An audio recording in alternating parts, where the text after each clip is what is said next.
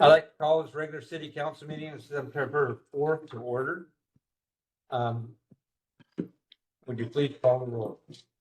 Goose.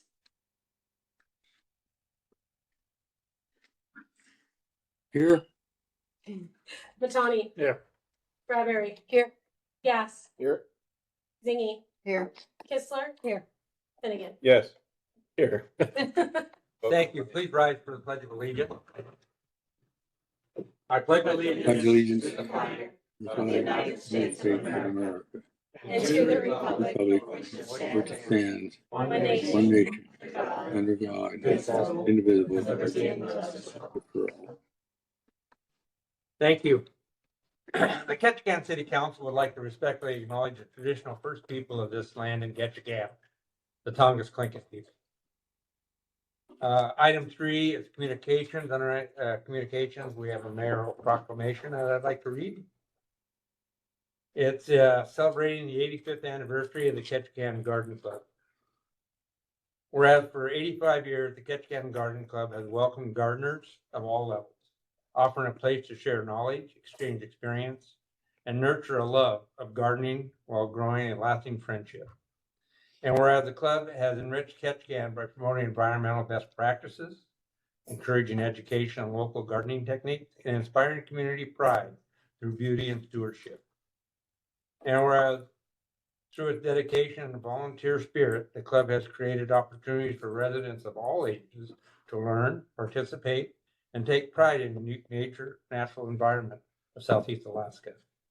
And whereas by celebrating both the heritage of its foundation and the energy of its current members, the club has shown how tradition can be honored while new generations are welcomed into the community of service and care.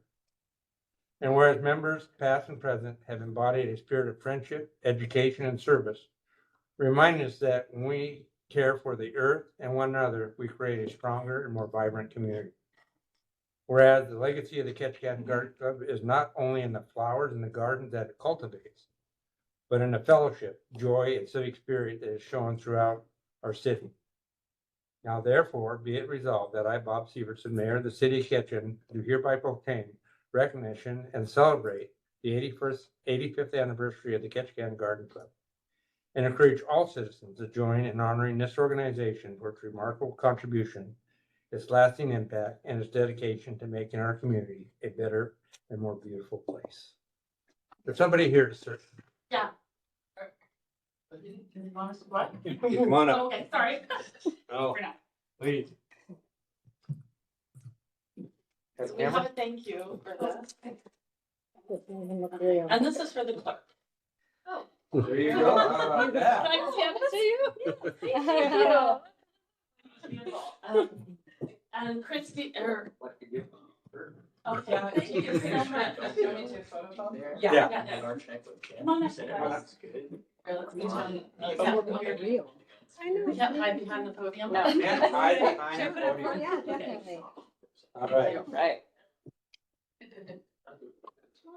Perfect. Thank you. Thank you. Really pretty. Okay, all right, so I do have a thank you. So thank you, Mayor, council member, friends and neighbors. Thank you for this proclamation. We are honored to accept this recognition on behalf of the Ketchikan Garden Club as it celebrates 85 years of growing and giving in our community. Since 1940, Garden Club members, past and present, have planted street corners, memorial gardens, shared seeds and know-how, and welcomed new gardeners of every age. From victory gardens to pollinator pathways, our work has always been about stewardship and the joy of beauty. And here in Ketchikan, we've learned that with a good raincoat and a little determination, even the soggiest day can grow something wonderful. We are especially mindful of the gardeners who came before us, those whose dedication and care laid the foundation for the club that we celebrate today. The generations of gardeners who made Ketchikan more beautiful, and we are proud to carry on their legacy. We are grateful for the partners who've made this possible, the city, the borough, local businesses, and many, many volunteers. This proclamation affirms that what we plant together matters. As we look ahead, we'll continue teaching, conserving, creating gardens that make Ketchikan vibrant. Thank you for recognizing both our roots and our future. Thank you. Thank you. That's Brandon, by the way. And Christy Willett just had a few things that our club does. If you have a minute, can she Absolutely. share those? Okay, great. Thanks.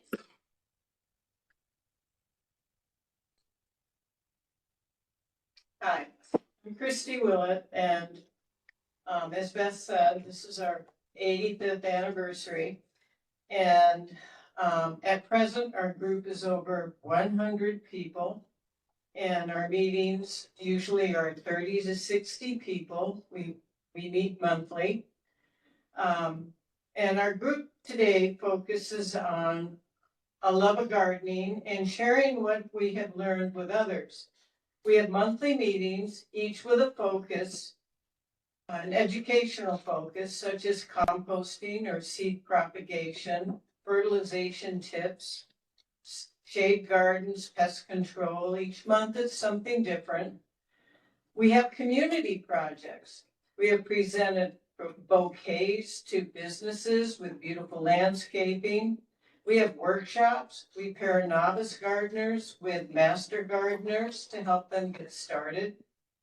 We have an annual plant sale, and the proceeds of that sale go towards scholarships for graduating seniors. This year, we were really delighted that we were able to offer 3 $1,000 scholarships to graduating seniors. We've been successful with gardening with, we have novice gardeners that help new gardeners get started with Southeast Alaska friendly plants. So many people get started with stuff that they really want to see grow, and then they die. So people need to learn how to get started with what grows well in a wet climate. And so that's always a new learning experience. So anyway, that's the Ketchikan Garden Club. And we meet Saturdays once a month. And so if you're interested, get in contact with one of us. And you have an event coming up, is that right? Yes, this Saturday from 12 to 4 at the North Tongass Community Center. We'll be there, Thank you. 12 to 4. Perfect. Thanks so much. That brings us to persons to be heard. Madam Clerk, who do we have today? First on the list is Deborah Hayden. And-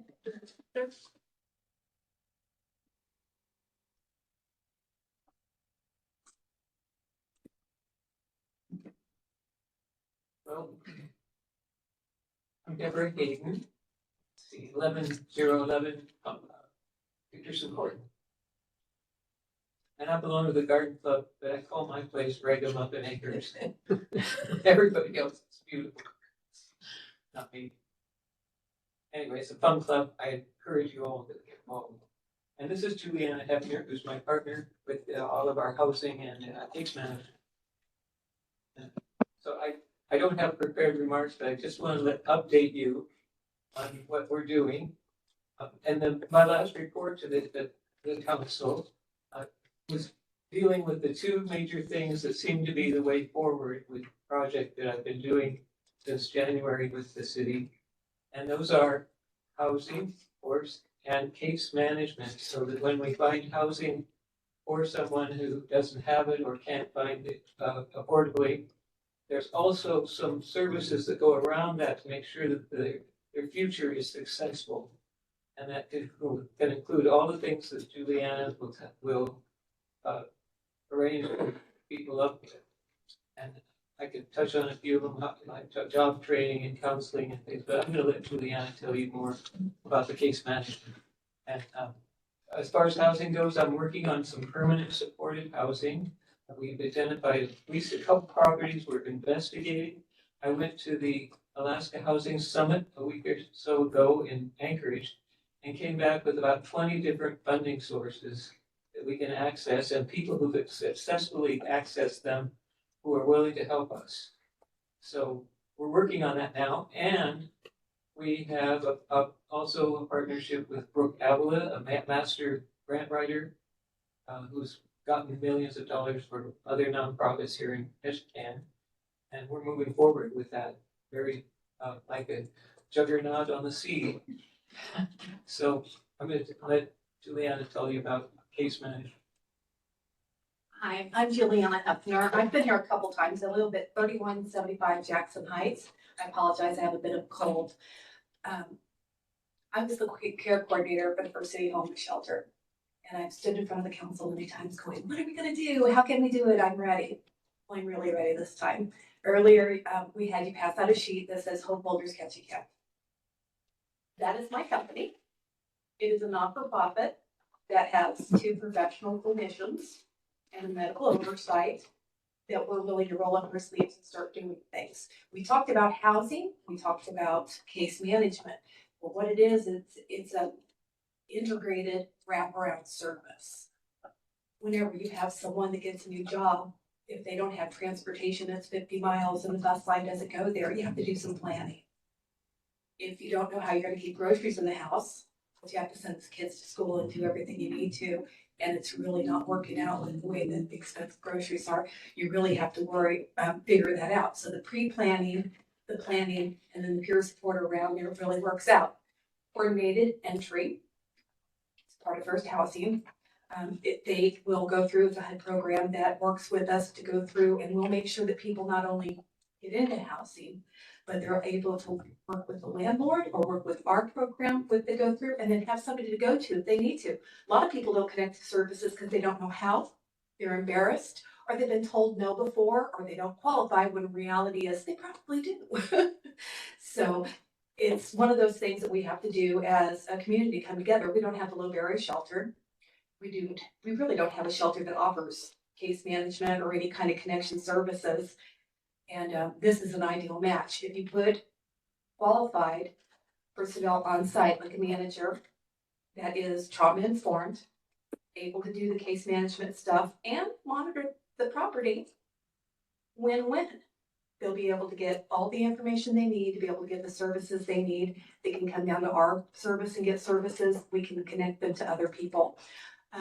I don't want to create a brand new, great big conglomerate behavioral health center. What I want to do is I want to be kind of like a clearinghouse.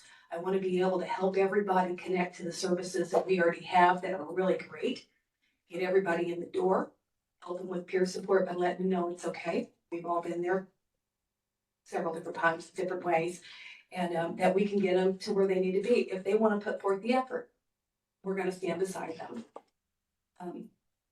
And with all this together, I think it's going to help not only our housing situation, but it's going to help our continued housing situation to where they're successful in being come through. I'm working on partnerships with a lot of people right now. Working on getting grant money. I've been doing this since 2022, and I've been paying for this out of my pocket myself because I believe it's something we need here in Ketchikan. When the center closed, I had people still calling me. I'm still helping people that need help, between the seniors and people that need help with IDs and the people that need help just, with regular resources. Maybe they need a bath. Maybe they need a change of clothes. Maybe they need to go to the doctor. Maybe they don't have medicine that they need that they can't get because they're embarrassed to go into the grocery store because you have to walk to the back and get to the pharmacy. I mean, all these things are things that have really happened. But I think as a team, with all the services that we have in the community, we can make it work, and we can make it work well, and we can be an example for Alaska. I really, really, really, really believe that it's time that we get together and we do that. I did write something. Please And make it short. what? Come to a conclusion. Yeah. They go through the care coordination with all of things we have going on. It has to be the piece. The integrated care coordination with the coordinated entry so that we don't fail when we put people in. That's normally what happens is that people get on their feet and then something happens and they get knocked back off their feet. So with combining these two and making sure that it's a wraparound service, we'll have more success in keeping people in their homes. Thank you very much. And thank you for stepping forward and taking this on. This is a tough situation in any community. We appreciate anybody that is willing to work in this field. I do want to just make one last thing. Yes. We are starting with my assistant and I, an inventory of all of the vacant and available rental units and their prices and their constraints. And we will then connect people who need those and with affordable units that they can rent. We'll have a system of a database like that. I've talked to at least one realtor who thinks that that's a great need. Thank you. Sven Westergaard.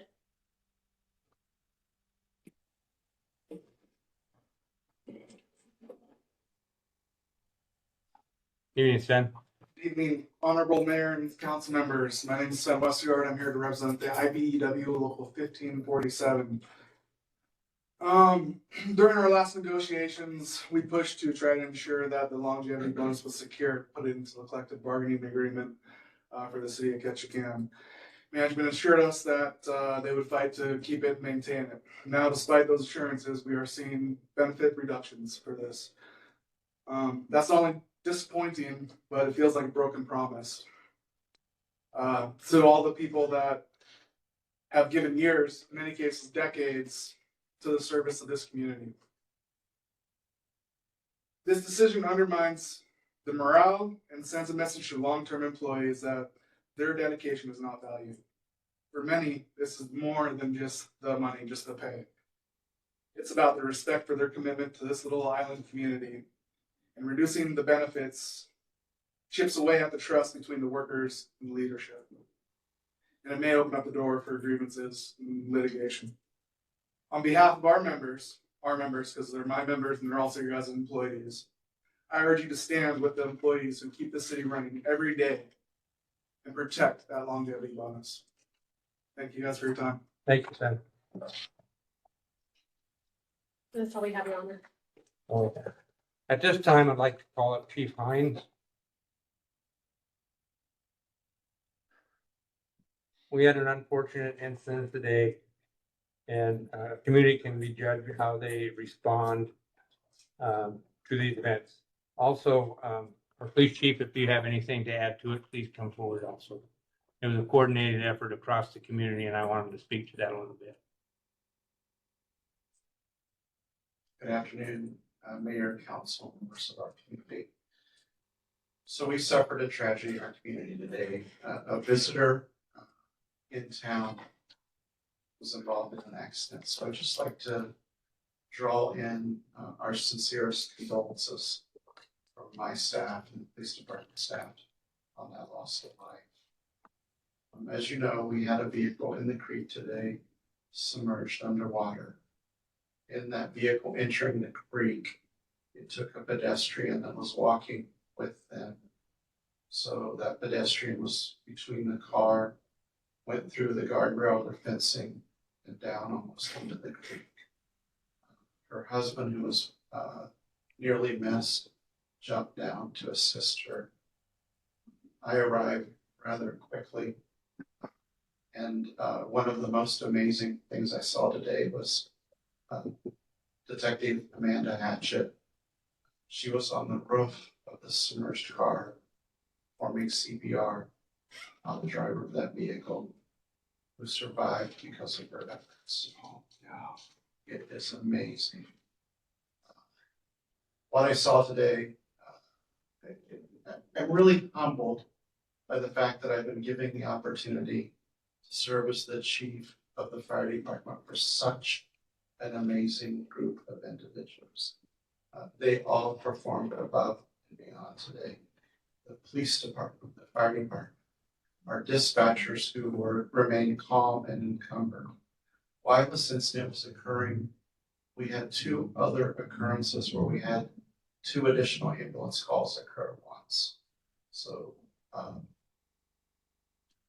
we were able to cover them. We had our partners from North and South Tongass responded, Coast Guard responded, and I appreciate the response. I just want to call out the amazing employees that we have here that work for the city of Ketchikan.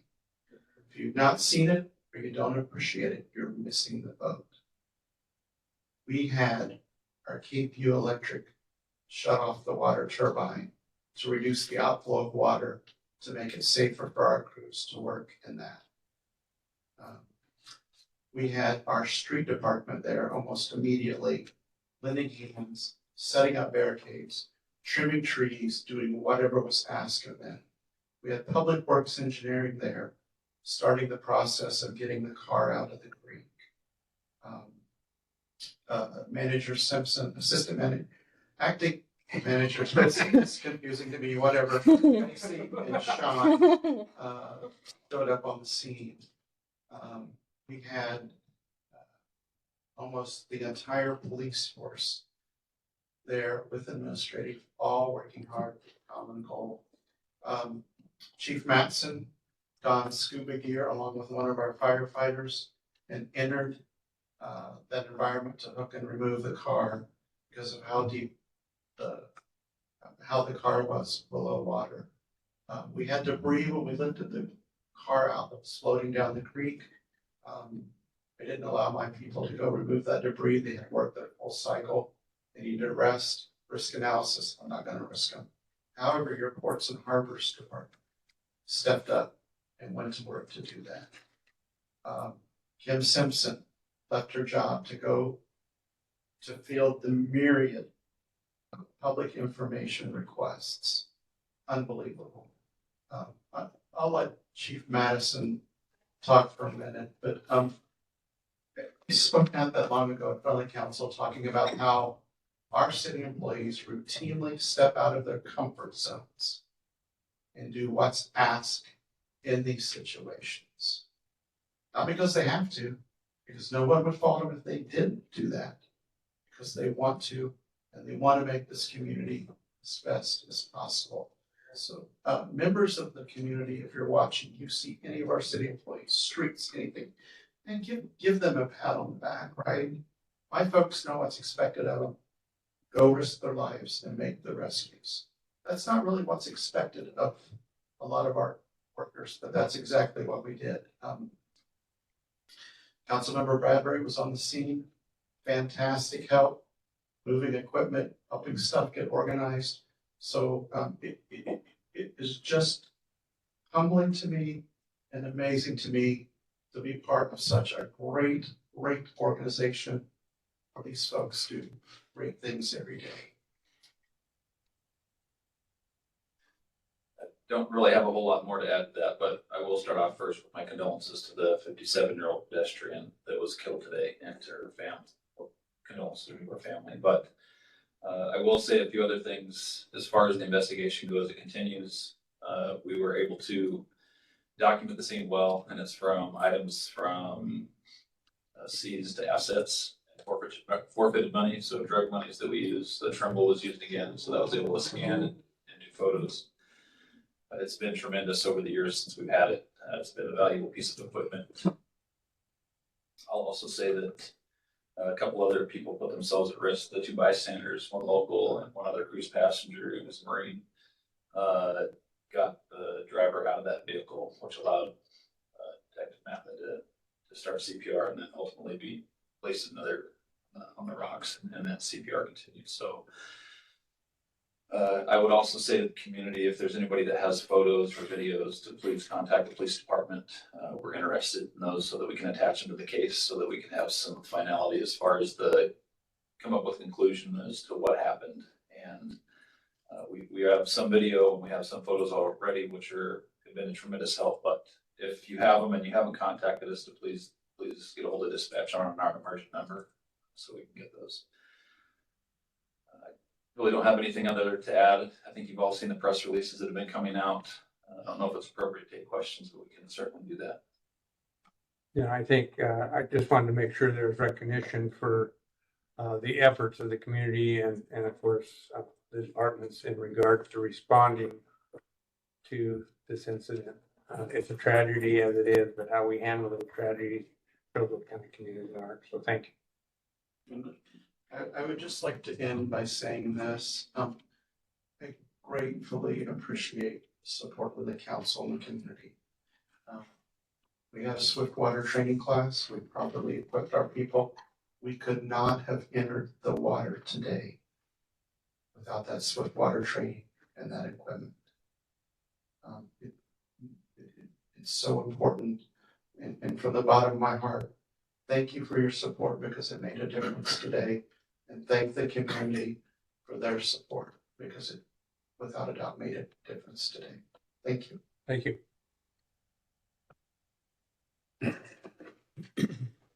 So with that, it moves us down to the consent agenda. There are some items that we wish to add to consent. And that would be 7C, 7E, 7G, and 7H. Sorry, 7C. E, G, and H.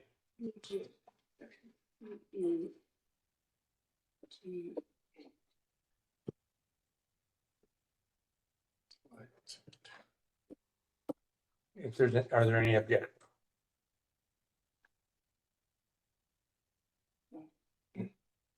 Do I have a motion of consent? Move to consent. Second. Madam Clerk, would you please read the item? Approval of minutes, regular city council meeting of August 21st, 2025. Fiscal year 2027 community legislative priority list, initial city of Ketchikan capital legislative policy requests. Establishing October 4th, 2025 as a sales tax holiday. Procurement of Push Camera Queues, Inc. Award of contract number 2532 Water Street Sewer Improvements Phase A Dawson Construction, Inc. or LLC, sorry. Award of contract number 2545 2025 Road Surfacing Improvements Co-Alaska, Inc. doing business as Seacon. Budget transfer Police Department Forfeiture and Property Seizure Fund. Resolution number 252987, a resolution of the Council of the City of Ketchikan, Alaska, entering into a memorandum of agreement number 2525H030, State of Alaska, Department of Transportation and Public Facilities for the Spruce Mill Promenade Project Transportation Alternatives Program Grant Award.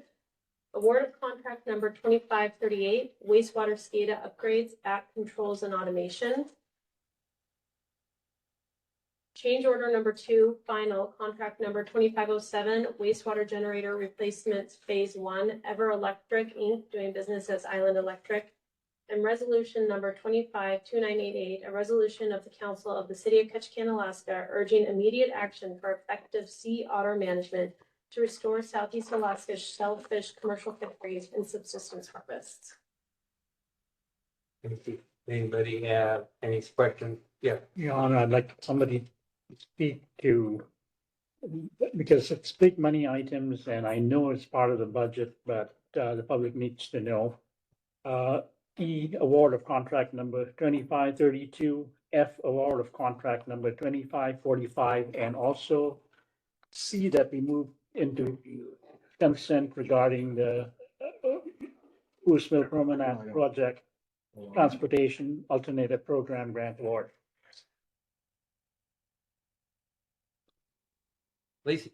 Your Honor, Councilmember Batani, I'll try to address, I'll start with 5E, which is the contract 2532 for the Water Street improvements.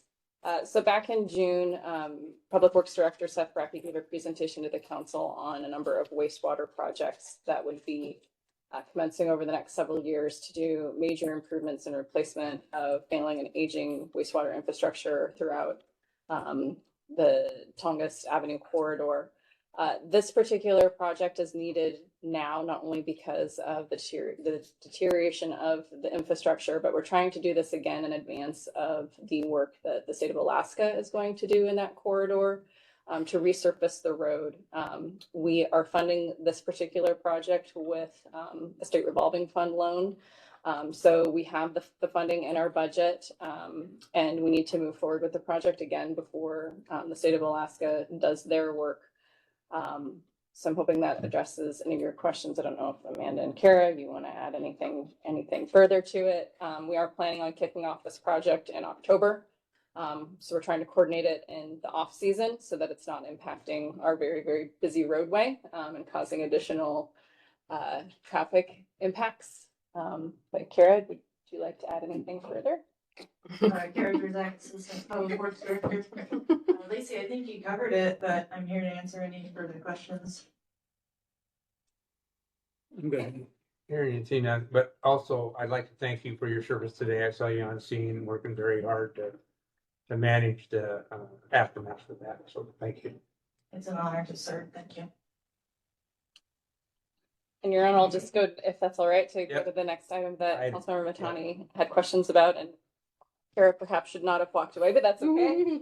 So 5F was the award of contract 2545, which is road servicing improvements with Coalaska. We do projects of a similar nature and scale every year as part of our transportation improvements capital account. This is sort of an ongoing capital account in which we're making improvements to roads, boardwalks, sidewalks, crosswalks, anything having to do sort of with pedestrian safety and improvements. So this year we have a number of different road surfacing paving projects that we like to do. We're obviously a little late in the season. My understanding is that we wanted to get CCON under contract so that we can do a few projects this year while they're still here, but then probably continuing into next year on these projects, and then probably having another contract released next year as well, because these projects frankly never end. We're always having to make improvements to our roadways and our pedestrian walkways. Hopefully that answers your question, Councilmember Matani. Thank you. And then the last one, Councilmember Matani, if I had it correctly, was on new business item 7C. That was the resolution 252987. So as the council is aware, we have been planning for many, many years to continue the remaining portion of the Spruce Mill pedestrian waterfront promenade. This is the portion that will wrap behind the Great Alaskan Lumberjack Show and connect with Thomas Basin and the waterfront promenade proper. We are the recipient of state funds for this very, very expensive project. So all that this resolution is doing is entering into agreement with the state to accept those funds so that we can move forward with the project.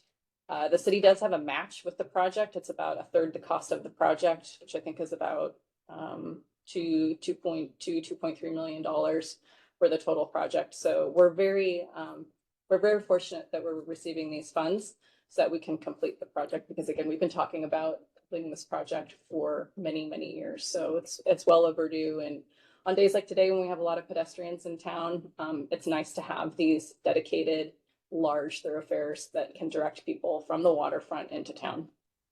On a follow-up? Yes. So, I mean, we've been talking about this for 8, 10, 12 years. When do we think this project will start Amanda, do you mind? constructing? Sure. Hi, Amanda Robinson, Assistant Public Works Director. So our timeline with the state right now is hopeful construction in 2027. We're working right now on the memorandum of agreement with them. After that is signed, we'll go into finalizing the right-of-way procurement, which is easements with the adjacent property owners. We're almost done with that. We have had some really good talks with the federal property owners that are adjacent to some of the property there, which has been the hardest part to get the easement. So we actually really good talk with NOVA today, and looks like they are ready to sign our easements, which is great. And then after that, we will go into final design review with the state, and they will put it out to bid. We'll get into construction hopefully in 2027. Thank you so much. Thank you. Any other questions? Hearing and seeing none, please call the roll. Whistler, Yes. Zingy, Yes. Gas, Yes. Finnegan, Yes. Foos, Yes. Matani, Yes. Bradbury. Yes.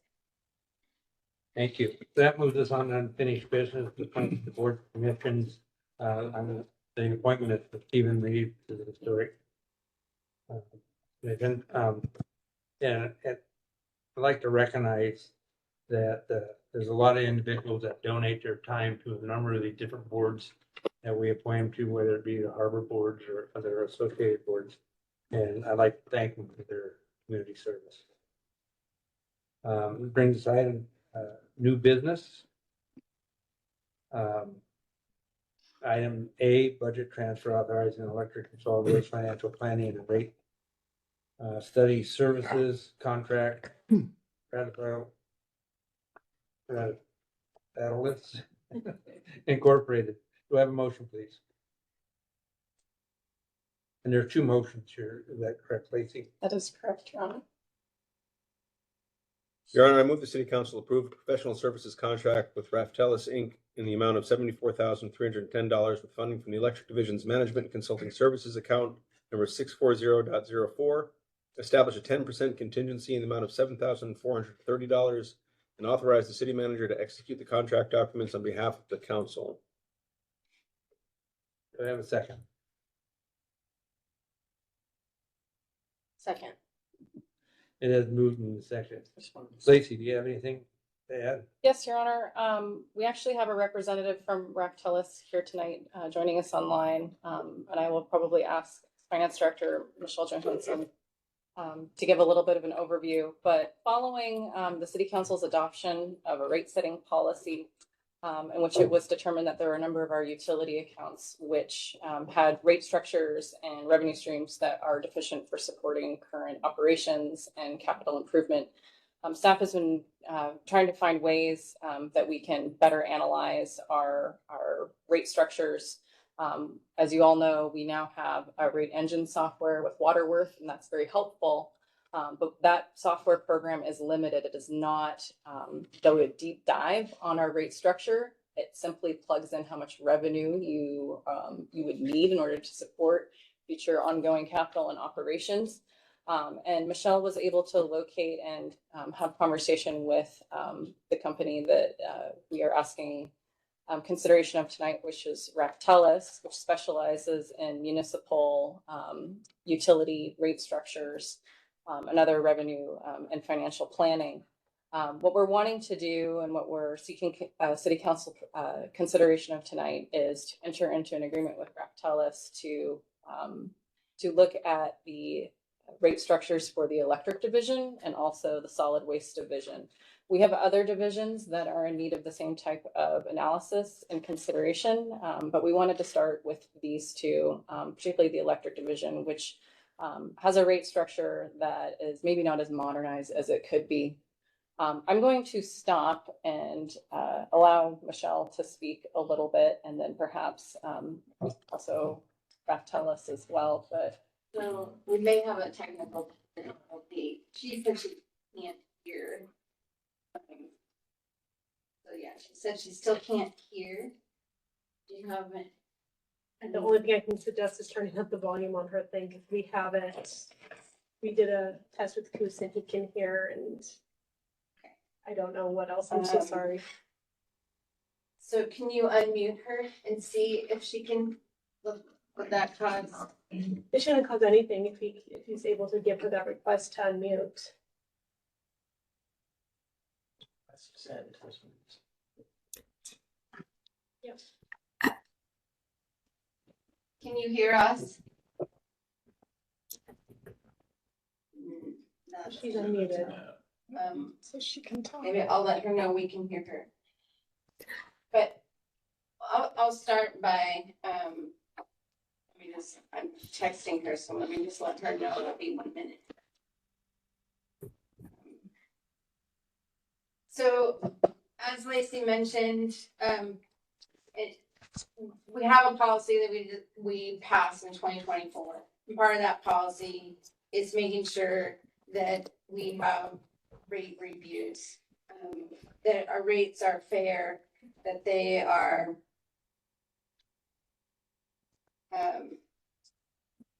they're equitable and fair. And this is in the memo. They're transparent and there's public participation, the efficiency and conservation, so that they're structured to make sure that we're using those resources efficiently.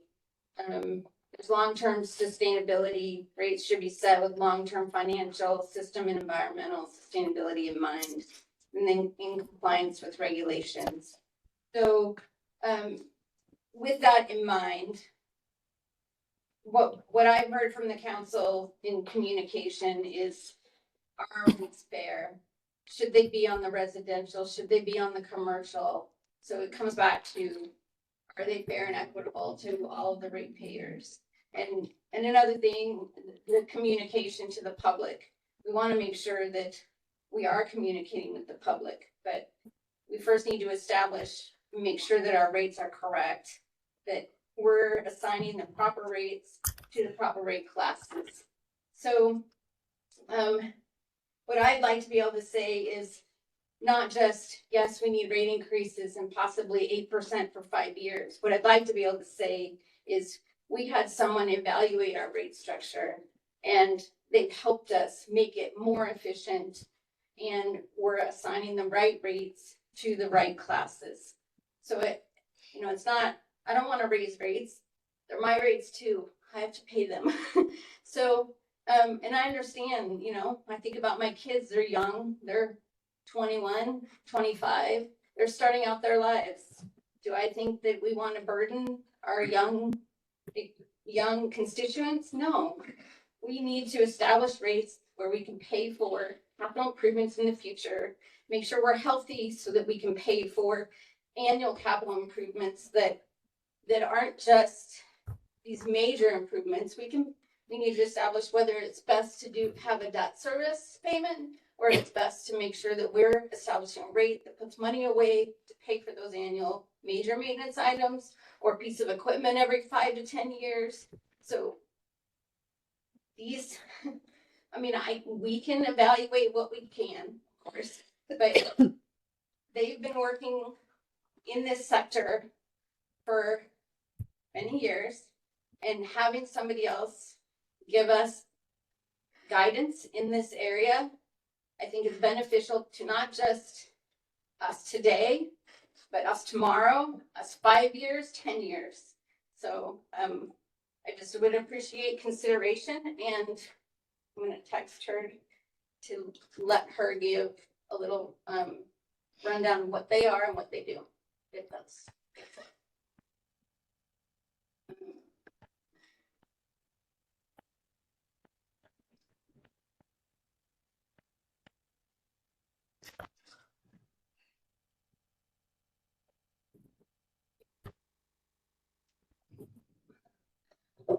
I don't know why she can't hear us.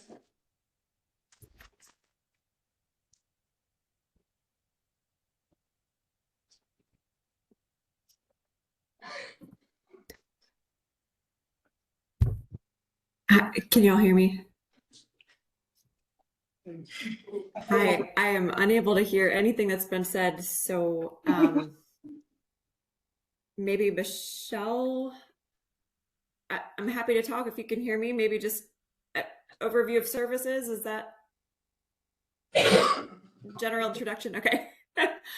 Well, thank you all for having me this evening. My name is Delaney Ridgely. I'm with Ref Telus. We're a consulting firm based out of Charlotte, North Carolina.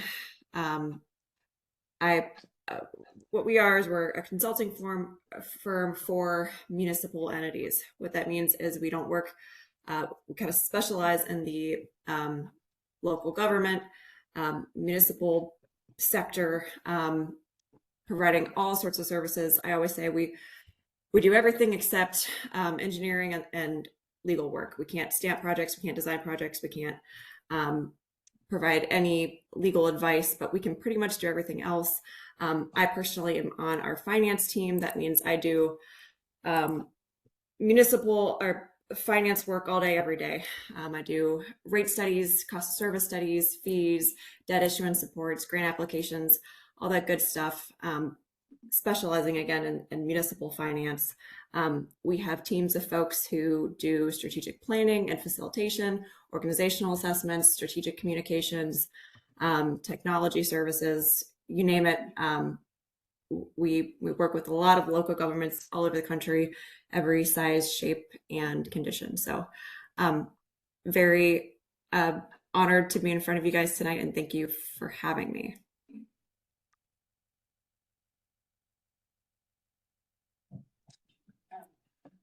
Does anybody have any questions that I can ask her? Happy to chat about anything else. I just, maybe Michelle texting or call, whatever Maybe I can call whatever her. we need to do. If you have a question, then she can possibly respond. I think we understand what the process is and what they can provide. And you gave a good analysis of why we need to do this, so I think that was probably pretty good. Unless anybody has a particular question. Yes, Jay? Thank you for the presentation. My only question is, have they done any studies for any community in Southeast Alaska or around Alaska?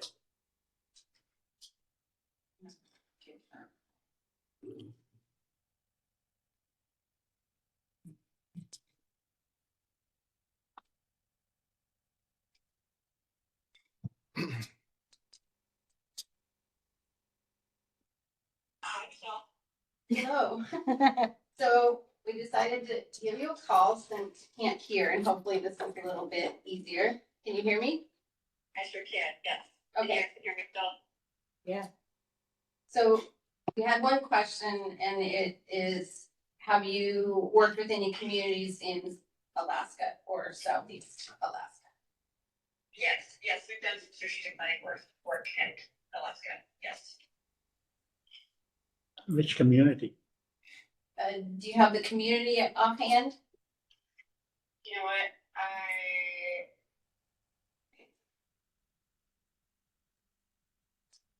if you give me about 10 seconds, I can.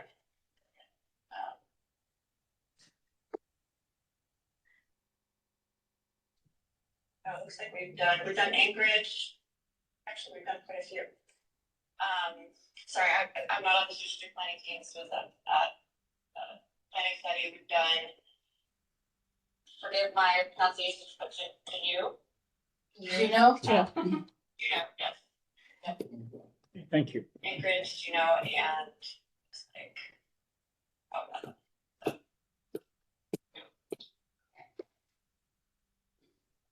Any other questions? Any other questions? Have any? Hearing and seeing none, I appreciate it and thank her for visiting with us today. Yes, right. Not questions for her, but when we open it up for discussion. Sorry, I didn't mean to. No, jump. no, that's fine. Yeah. Are we at that point now? I think we're moving into that right now. Yeah. Okay. Hey, Delaney, I think we're on hold. Oh, we're gonna put you on hold. So, is that okay? yeah. Or leave her open so she can hear what we're saying. Mute her. So now we'll speak to the motion. So Riley? A few concerns. This does feel a little bit like a blindside because we kind of went round and round last year about that other program that you mentioned. I forgot the name of, but Waterworks. Thank you. There was a lot of concerns at that time, and we were really told very strongly that it was gonna just streamline all of our rate setting and it was gonna be worth the investment. And I don't want to put words in anybody's mouth, but the assumption that I got very strongly was this was our investment and then we were going to roll with it. So to see these two items at together well over $100,000 for more consulting for the same thing is a little bit of a shock to me. Pretty openly, I wasn't too happy about a few meetings ago, the numbers that came out, but we were told some numbers that the plan was, or the suggestion was on these rates going forward for 5 years at 8% per year. So over a 40% increase, which, like I said, I don't like those numbers, but we were given that and presented it and told that that was what we were going to need to do to solve all these problems. So to now go out and hire another firm from North Carolina that, no offense to the very nice lady, but doesn't even know how to pronounce the capital of our state, to come in and tell us how, so we can stamp it and say, we had the experts tell us what we're already being told.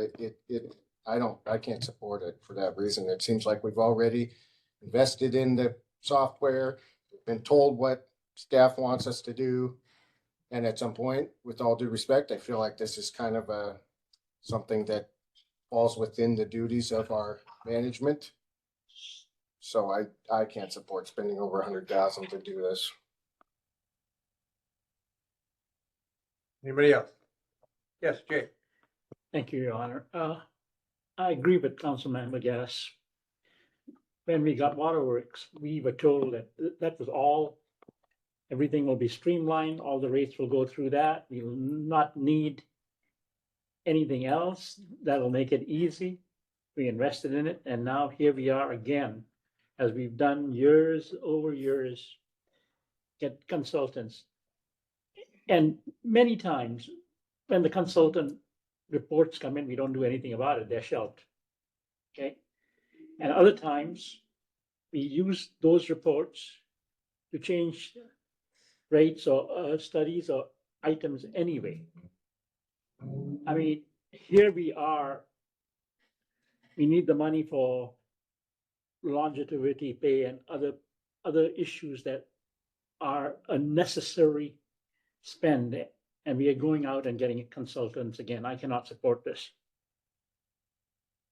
Yeah. Oh, thanks, Your Honor. Well, I suppose the concerns that are raised beg the question, and I asked the acting manager and finance director to speak to how this contract, if awarded, would differentiate from the effort being put forth through the Waterworth modeling system. Because I did have I had a similar question, but if there is a distinct difference, I'd really like to hear about it. I'll let you decide Okay. whether or not you want me to. Yeah, stop. I'll try and then you can hop in. Okay. Okay, so Waterworth is a great tool. And it, I think, has been successful with the city council. It shows information in a nice visual format. It's easy to toggle information and see how that projects with our finances, with our revenue, what our capital needs and our operational needs are. But what it is not doing is toggling or redesigning our actual rate structure. Okay, it's taking what we have in place with our code and saying, like Michelle said, apply an 8% across the board increase and watch what happens. It's not saying, I'm going to put an 8% increase on residential customers and a 12% increase on commercial customers and a 25% increase on industrial customers. Or for an example of electric, I want to have a different rate structure, a different rate for people or businesses that use over a certain kilowatt hour per month. So it's not getting granular in how our rates are structured. It's not offering any kind of flexibility and seeing what happens if we completely redesign and restructure our rates. We've talked a lot about needing a rate study and a new rate design when we finally are done with our wastewater and water metering project, because we will have data that will support different types of rate classes. Right now, we have a very flat rate class and rate system for water and wastewater. That will need to be redesigned when we have data. A company like Raftellus can come in and do all of that modeling and also say, you know, hey, out in other municipalities and other utilities, they have these different types of rate structures. There are many places in water, particularly in the summer, where you are charged different rates depending on what time of day you are using your water. Those are things that we as staff do not have the capability of modeling and figuring out what the financial impact of that would be. Raftellus does. So Waterworks cannot do that at that level. Mhm. They can take your total revenue, your total operating, and your total capital and look at that and show you what that's gonna look like over a few the years that we have a budget. So I will add that I completely appreciate, Councilmember Gass, what you just said, in which it feels like we're coming back at you with a similar product or a similar consultant. After we said we need to do all these raises across the board, which we do. What I would hope Raftellus is able to offer us is that we can shift, like Michelle started, we can shift those increases to different user groups, perhaps the highest user groups, instead of just everybody has to have the same level of increase, because we know for certain customers, for certain ratepayers, that 8% increase means a lot. For others, industrial users, might not mean as much. And they also have the opportunity to regain that in revenues if it's a business, whereas residents do not. So again, I think with some of our utilities, our rate structures are very simplified. They're very flat. They're not modern. They're not flexible. They're not reflecting who our actual highest users are and the types of use that we're seeing and when we're seeing that use. So that's what we're hoping to achieve with having a study and engaging with Raftellus. Okay, we're gonna go to Judy Willett and then back. I guess my question is, every time we get a software package, we come back and that's not working in this area. So from my perspective, I look at this waterworks, that we were told that was the be all end all. When this was being evaluated, did we not consider all those things that you needed this program to do? At that point in time, that was a product that I'm not sure how or who found it, or how it came to Delilah to then present and purchase. But at that point in time, this is nice. It's a nice tool, and it was very inexpensive. I think it was $5,000 at most for each of the divisions.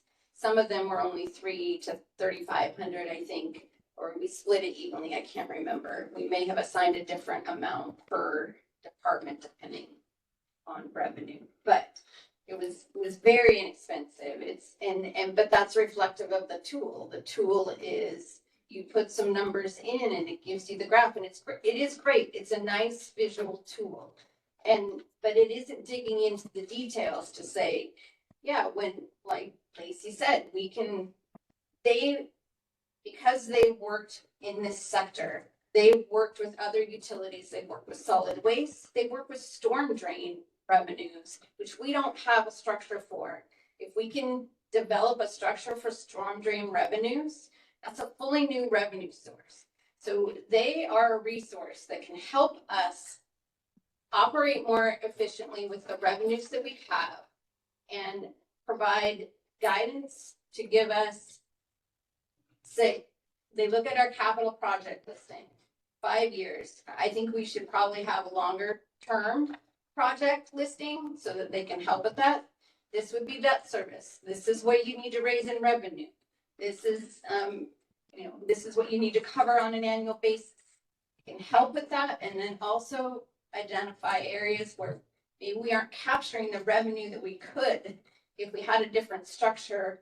And so, like Lacey said, the first 1,000 kilowatt hours is this. When you start using more, then you're paying more. So,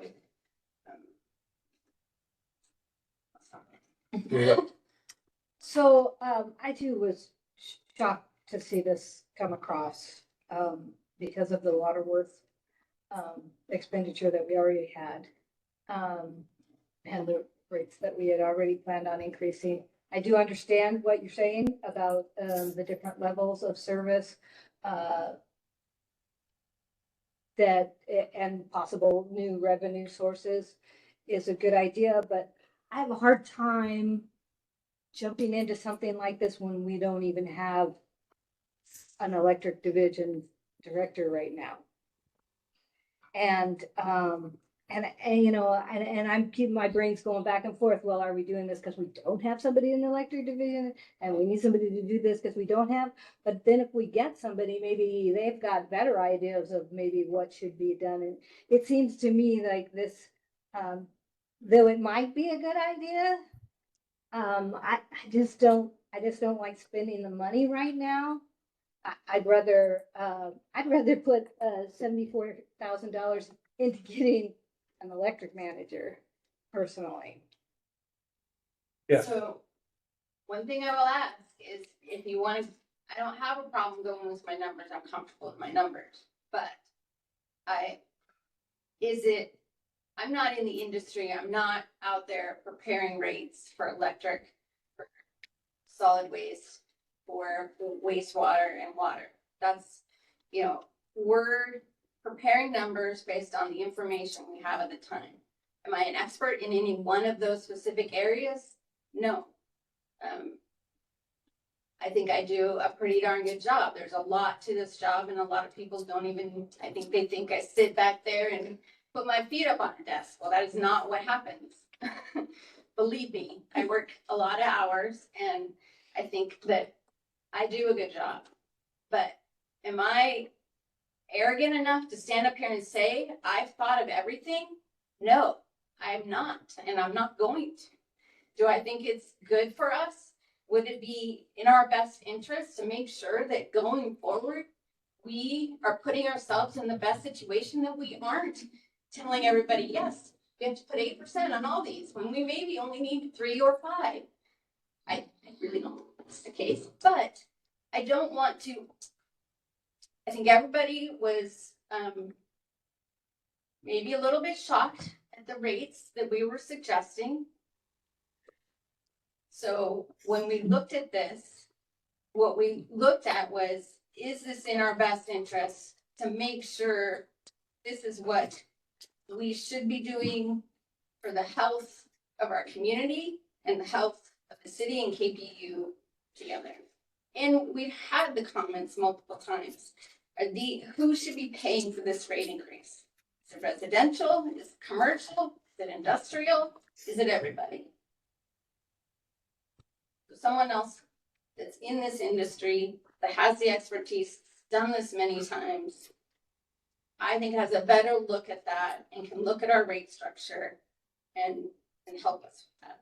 But Right. I did want to follow up on that last point that Michelle just made, because Lacey made it too, and I think it's a fair point.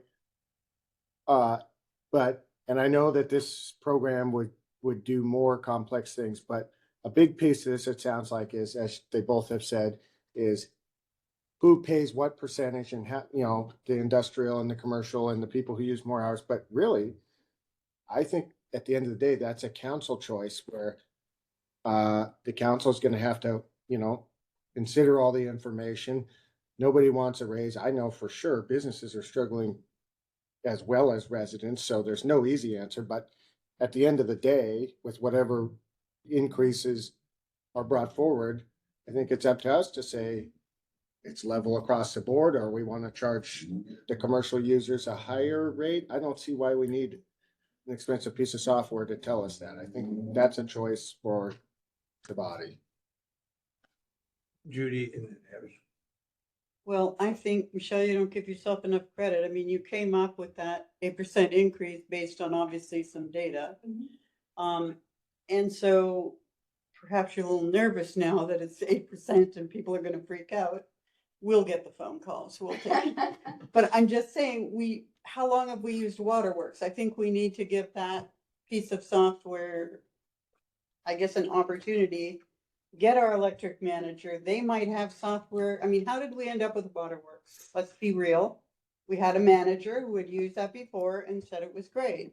So, and it may be for what she was doing, but we may end up with an electric manager who has their idea for a software product. We don't really know at this point.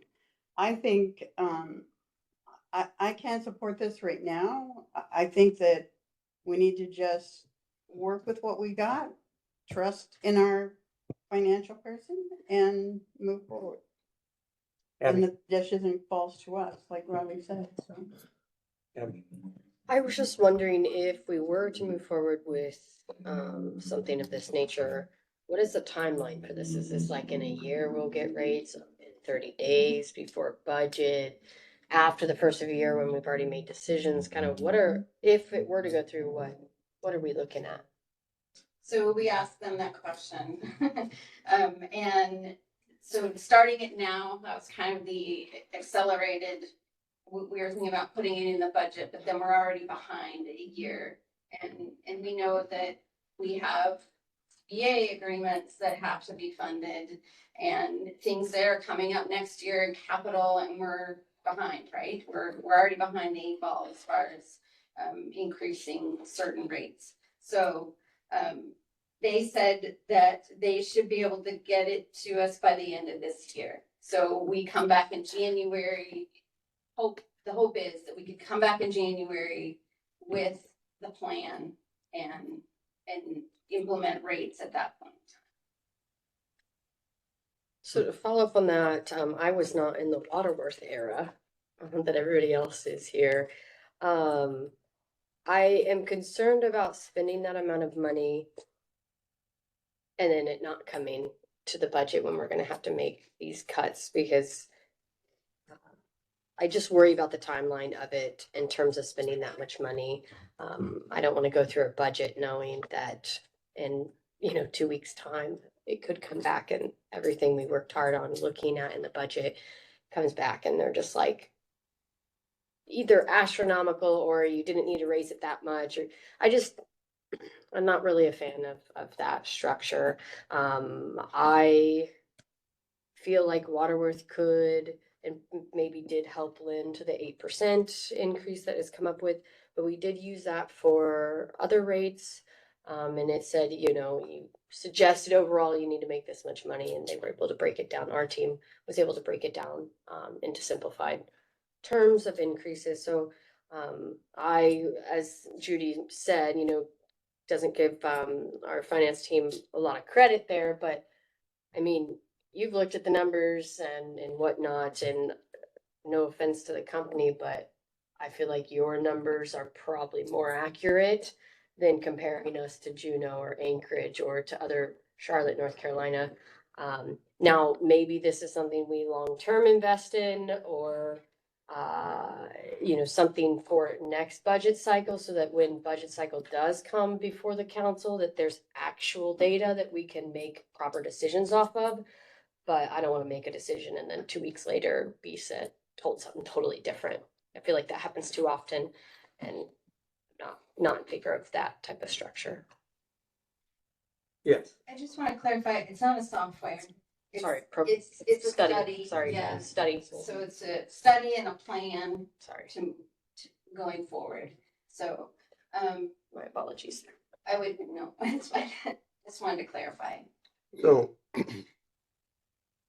I think that what we got to realize is if you look in the ordinances at our water rates, our electrical rates, our telephone rates, they're very, very complex. There's all kinds of different rates and users. And if something happens here, it triggers this rate and all that kind of stuff. I'm not able to figure that out, put it into place. When you talk about Juneau went to a water meter system and they had to hire a consultant such as this because there's so many different parts of a rate structure and how it affects industrial users, commercial users, large apartment buildings, all that kind of stuff. And it has to be broken down in such a way that the user that's using the service is paying for the service that they're using and somebody else isn't. I understood that Waterworks was going to give us a general idea where we were in our finances. If our revenues were meeting our expenses and if it wasn't, where it was happening. We had a negotiation, we had a project where we brought a professional to work on our hospital agreement. We weren't capable of doing that. It was complex, it had a lot of moving parts in it. We're dealing with other people's money when we're charging rates and taxes and all this other kind of stuff. Water rates and wastewater rates are going to be tied to meters at some point. And I think in the future, residential meters are a reality, and they should be. I think that's the best way to handle this kind of stuff. And we can say that, and this body will make the final decision on a recommendation that this brings to us. And the recommendation may, yes, we need to get to this amount to pay for the utilities and the services that we're providing. But we may want to take 5 years to get there. We may want to take, a longer period of time. Those are the decisions we have to make. But I don't think that any of us here have the expertise to set a rate structure as complicated as utility rates, water rates, that type of stuff, because there's so many moving parts to it. And our rates are in ordinance, and they're somewhat archaic in regards to what actual cost is, because regulations has changed our operating expenses immensely, and no way has our revenue kept up with that, and it's not going to, and it's going to continue. And I don't think it matters whether at this particular point that we have a utility manager or not.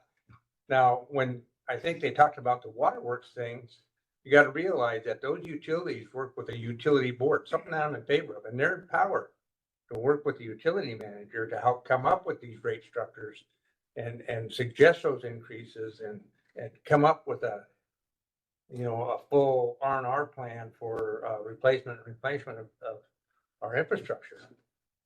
But if we don't have the right rate in place, we're doing a disservice to our community. And we've worked through this at this table a number of different times, and quite frankly, we're at a point right now where we have failing infrastructure for just about every one of our departments because we haven't been able to use professional services to establish which rate should pay for what infrastructure. It doesn't matter if your house is right next to the power plant or 20 miles away.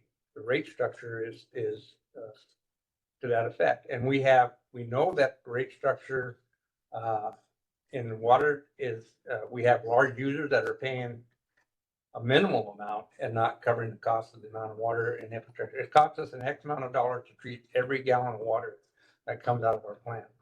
And we're not getting a return on that money from our larger industrial or our commercial uses. So I'm in favor of utilizing professionals that do this for a living and have worked with numerous communities to set those. It sets us in a good place that for us and future councils will have the tools necessary to manage our resources in a positive manner to the best benefit of the community. And that's what it's about. How much can you charge a community for the service that you get? We could set a rate and it may be unreasonable because the actual user is not paying for the services that are being provided. So, and I don't think any one of us here is an expert in rates. And that all the way down to our finance department. They can give you the big picture, but when she looks at all the different rate structures, she doesn't know what the services be. I mean, you get a meter rate, it charges so much per meter, and I don't even think we're up to what the norm is for that across the industry. So by doing comparisons, which I think is relevant, but doing comparisons in regards to the economy and the structure that we're in Southeast Alaska is important too. And that's where you can ask our finance director will work with whatever contractor we get to make sure that we're working within the economy that we exist. And we have a seasonal economy. We may be raising rates seasonally on stuff. We're talking about dock electrification. We're talking about added water resources. We're looking at data centers. All these kind of things come into play. And if we don't have the expertise to make those judgments, I think, again, we're doing a disservice to ourselves. So, Mr. Mayor? yes, go ahead, Dick. Yeah, I actually think both these waterworks in this study complement each other. Waterworks was for one purpose, and we were guessing at what we put into those projects to get way out there and what it would take to pay for them all. The rate study tells us what we should be charging for the services that we provide. And I can repeat whatever one of you said, that Matt, it all makes sense, but to me, it makes sense to do a rate study right now because it's probably good for several years. And it'll help us see who's, like they said, see who should be paying for it and what and whatever. So with that said, I support trying to do this rate study. All right, so let's start around room. Yeah. Do we, in this question, I don't know who wants to answer, do we have to approve both of these for this package, or could we trial the solid waste one and see how this program works before we say, let's just dive all this money into it and hope it works? Is that an option? The answer is yes. I think what we've taken is two of the ones that are in the biggest financial risk right now due to the lack of a decent rate structure. Because there's a lot of external forces, shipping and the wastewater division and the contracts we have that are growing exponentially every year on the cost of living rates for that type of stuff. So we definitely could take one and just do that.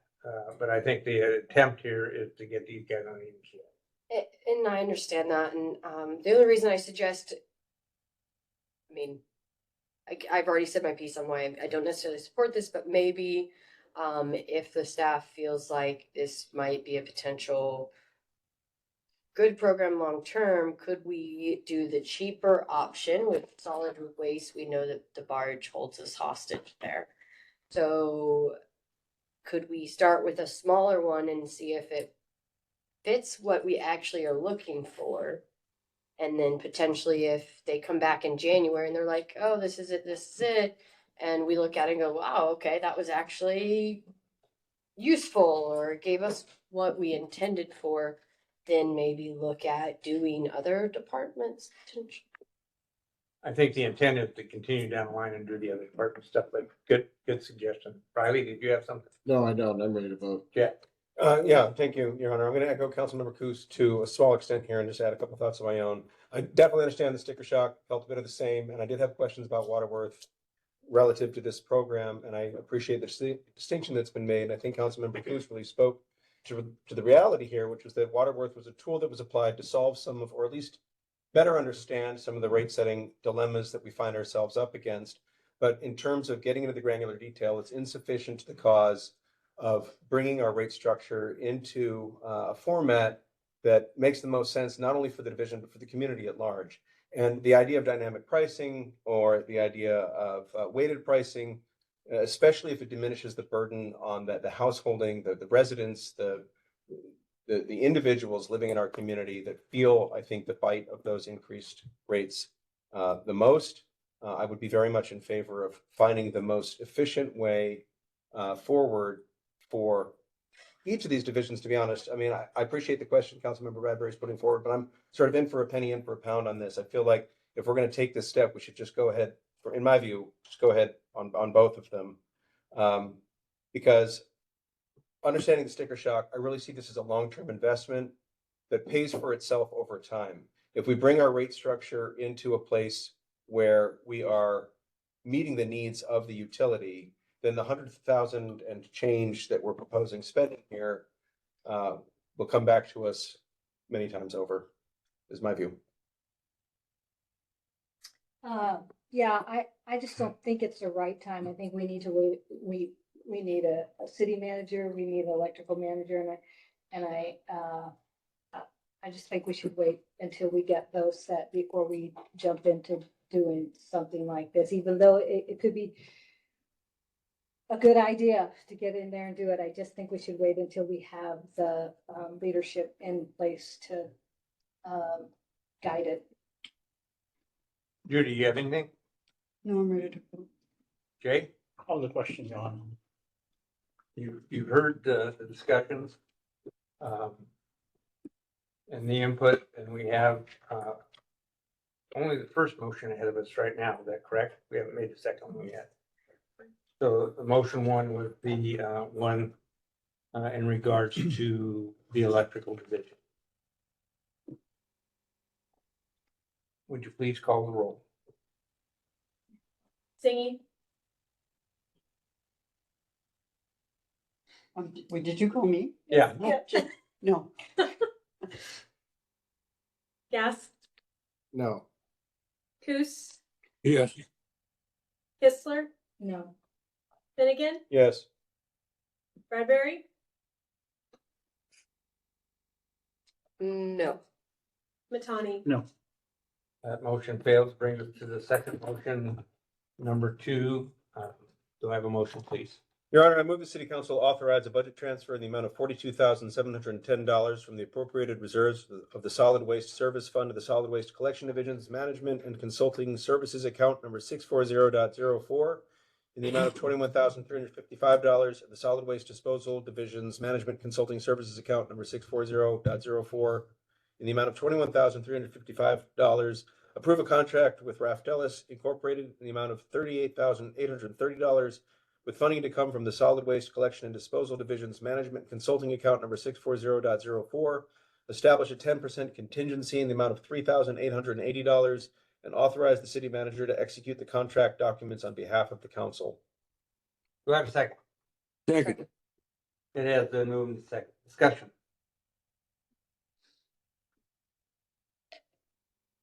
Hearing and seeing none, would you please call the roll?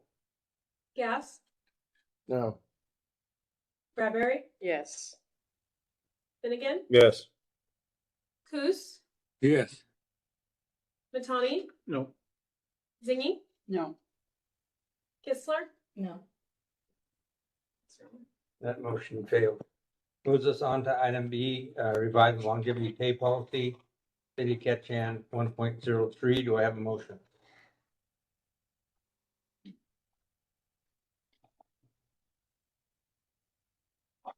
Your Honor, Yes. I move the city council approve the revisions to longevity pay policy number COK 1.03 as prepared by staff. Okay. It has been moved and seconded. Judy? I guess I heard something that to me was kind of new when Mr. Westergaard spoke. My understanding was that this was a policy that it wasn't a given every year, that it could be changed. And so hearing him say that this was something that was promised to the membership, I guess I need a little bit more information on that. Your Honor and Councilmember Zangi, no respect to Mr. Westergaard, while we did discuss longevity as part of the last round of bargaining, and we did make assurances that we would fight for the longevity policy to have that approved and remain with the city council. As Councilmember Zangi indicated, it is a policy of the city and is open to all employees. It is not a product of bargaining. It is not included in collective bargaining agreements. It is outside of that. So while I completely understand Mr. Westergaard's sentiment and some of the concerns from union members, this policy resides outside of collective bargaining units. I can understand certainly their concern and perhaps other members' concerns about what would happen if this policy went away or it was revised. But as stated in the policy, it remains in the purview of the city council how the policy or if the policy will be applied. It's not something that is agreed to in a collective bargaining agreement. Riley? Just to kind of shine some more light on the whole issue or to zoom out a little bit. My recollection is a number of meetings ago, a few things have gotten us to this point, which was to rewind even further, the original, a large piece of the original intent of creating this longevity bonus was due to the fact that employees at a certain point in their career were no longer eligible for step increases. And so this was as a, and please correct me if I'm wrong, because I'm trying to recite what we had, where we were getting to this, and that this was brought forward as sort of a, not a replacement, but something to try to make up for the lack of step increases. And then the reason that this is being brought to us now is because within the last year, we extended those step increases. And that's the reason for why we're here, right? I just want to make sure we explain how we got here and why we're here. Yes and no, Councilmember Gass.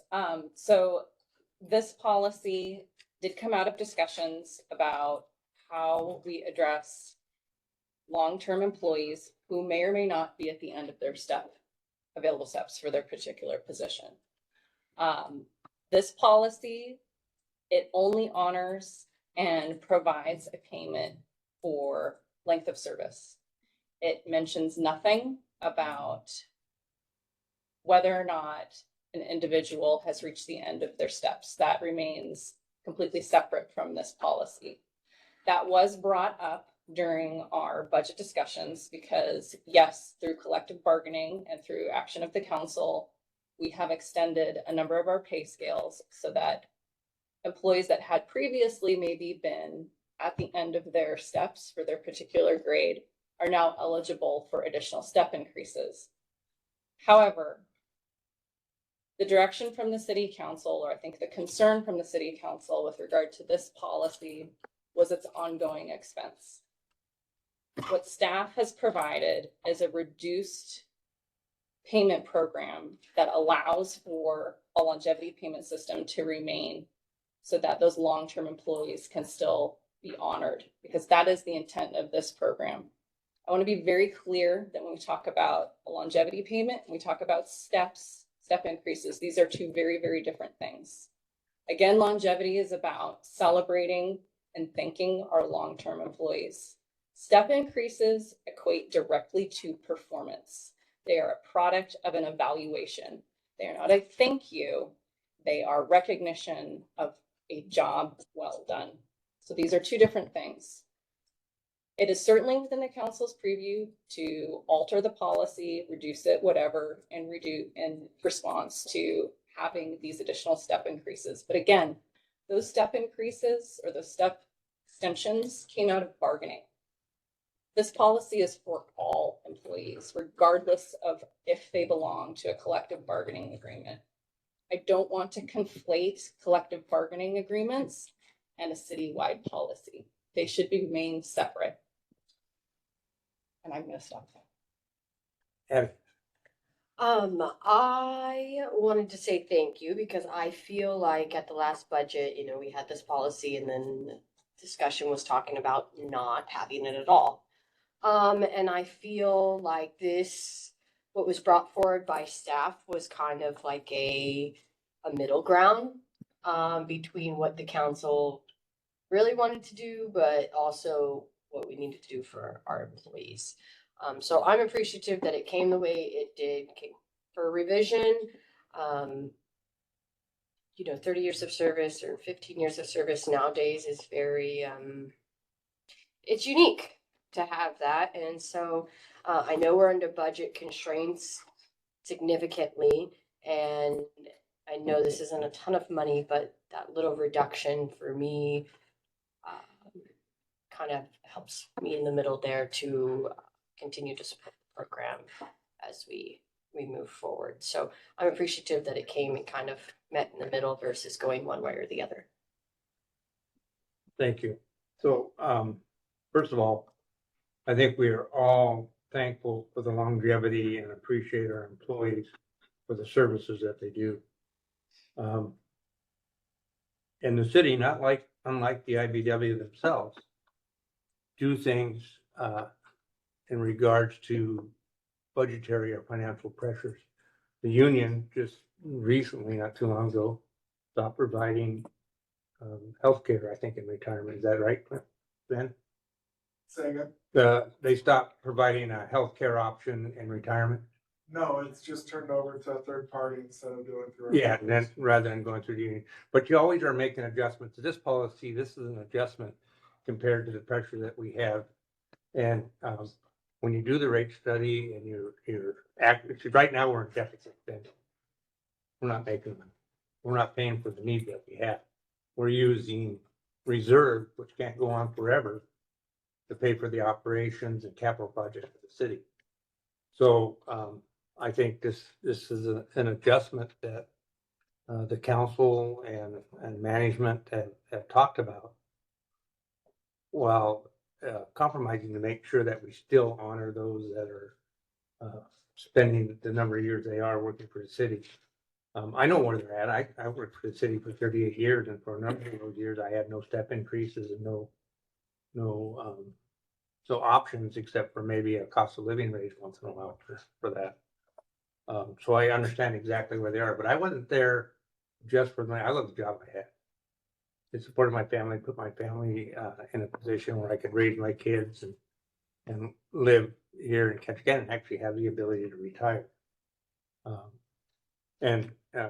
I retired from the IBW at the top of their tiers, and that had reduced dramatically within the union itself. So it's not just that the city feels this pressure. I know the unions and organized labor are affected by them too, depending on what work is available, workforce development, like that. But I want to make sure that the employees recognize that this is not by any means a lack of appreciation for their services. Mr. Mayor? Yes. So people don't get me wrong, I support recognizing people that's worked long-term for us. They're very valuable employees. What I don't support is I'll say at the upper end, how lucrative it is. And if you look at that list, somewhere around 30 years, maybe 25 years, the annual bonus or payment is about $2,500. We hit the 30 years, it's right at $5,200. And I think that $5,000 plus is way too much.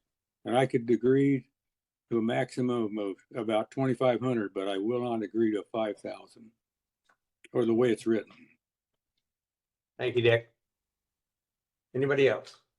Yes, Jack. I wanted to highlight one thought that I have whenever I consider the longevity pay, and to paraphrase Acting Manager Simpson, talking about honoring long-term employees is part of that. But I also want to recognize that very often, especially for those city employees who have more specialized training or certain certifications, often these individuals forego higher wages in the private sector, and their commitment and dedication to working in and serving our community, I think, is one of the reasons that we should acknowledge the effort that they put forth and the dedication they have to their jobs through this longevity pay program.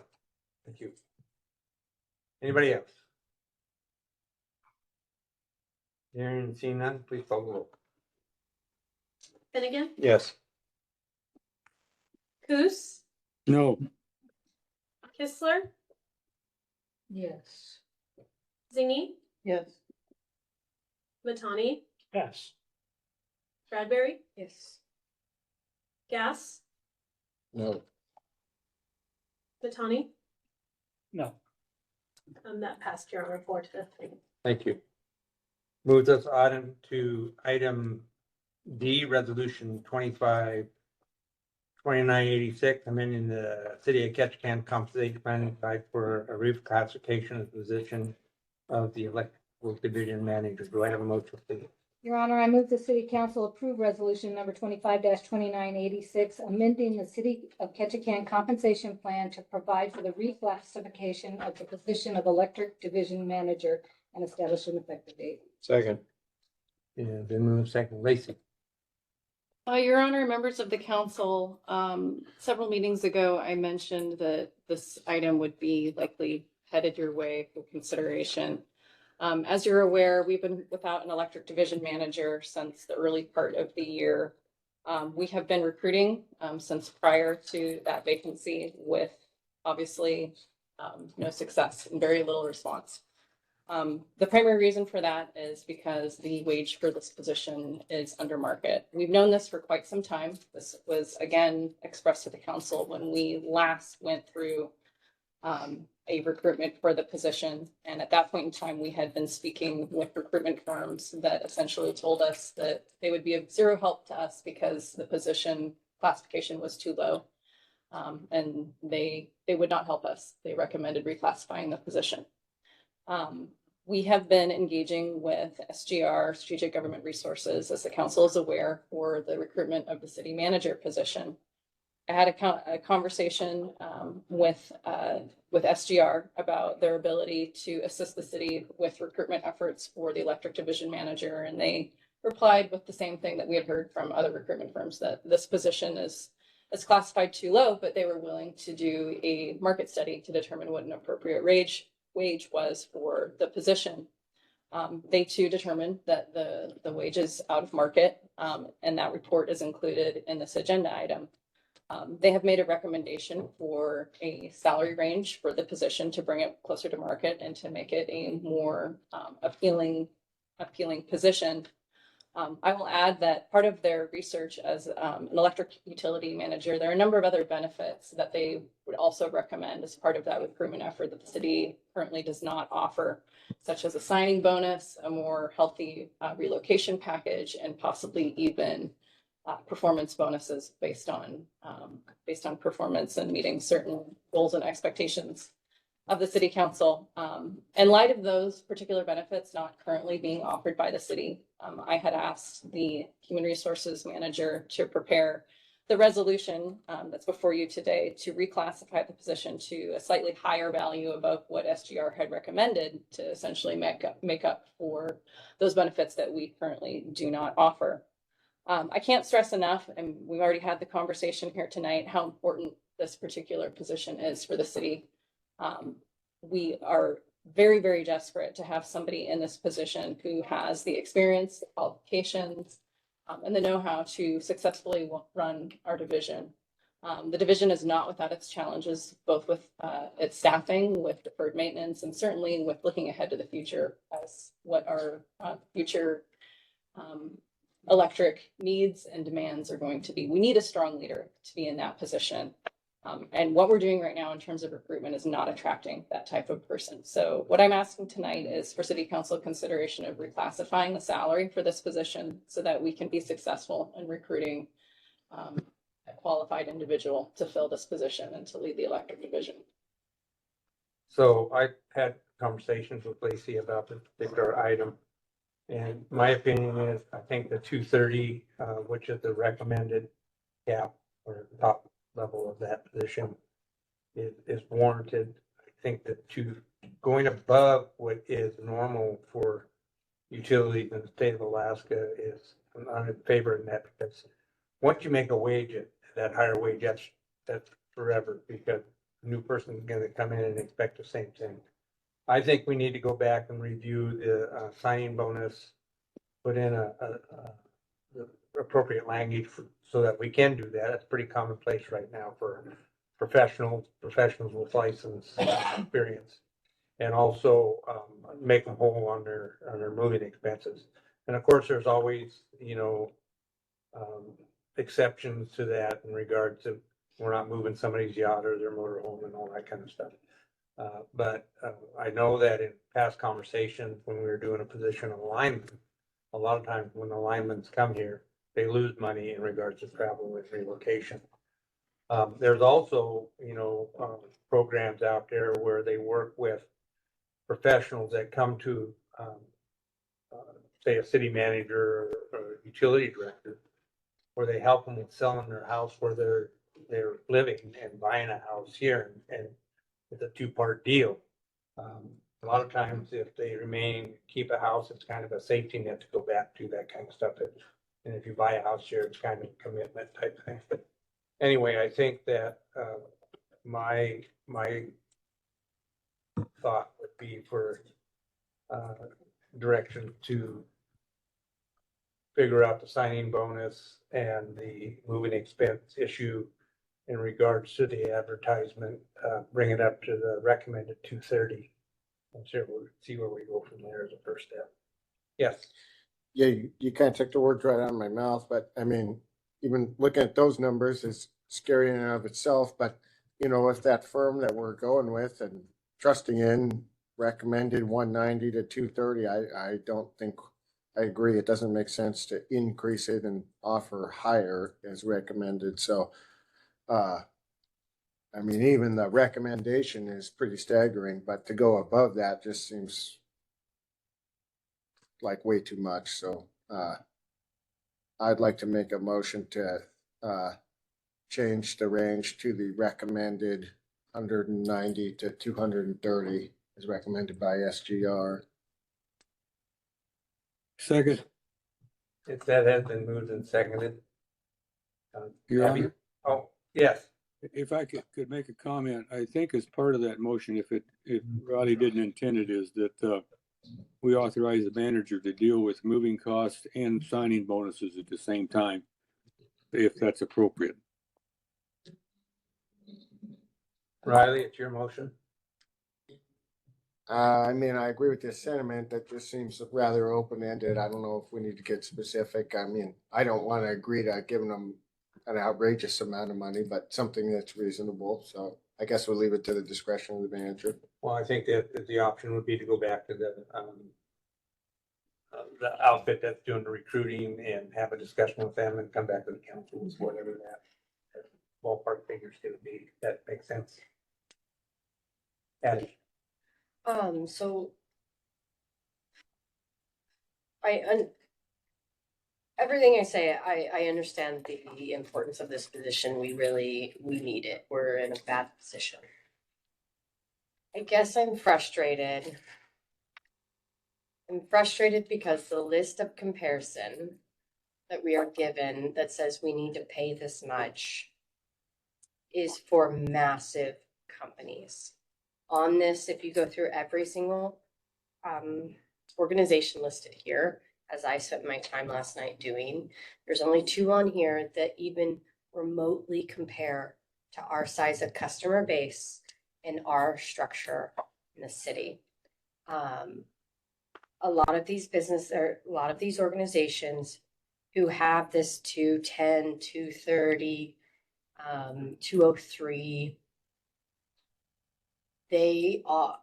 that includes profit sharing, that includes bonuses for performance measures, and that might be great for a private, Alaska Power and Telephone.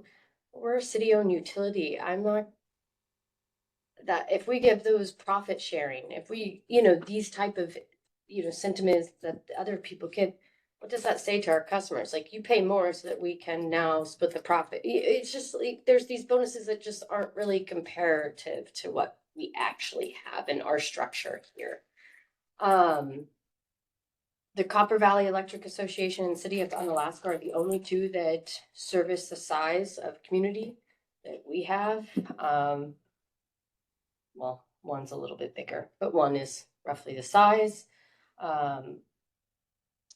Their high end is 195,000. So I guess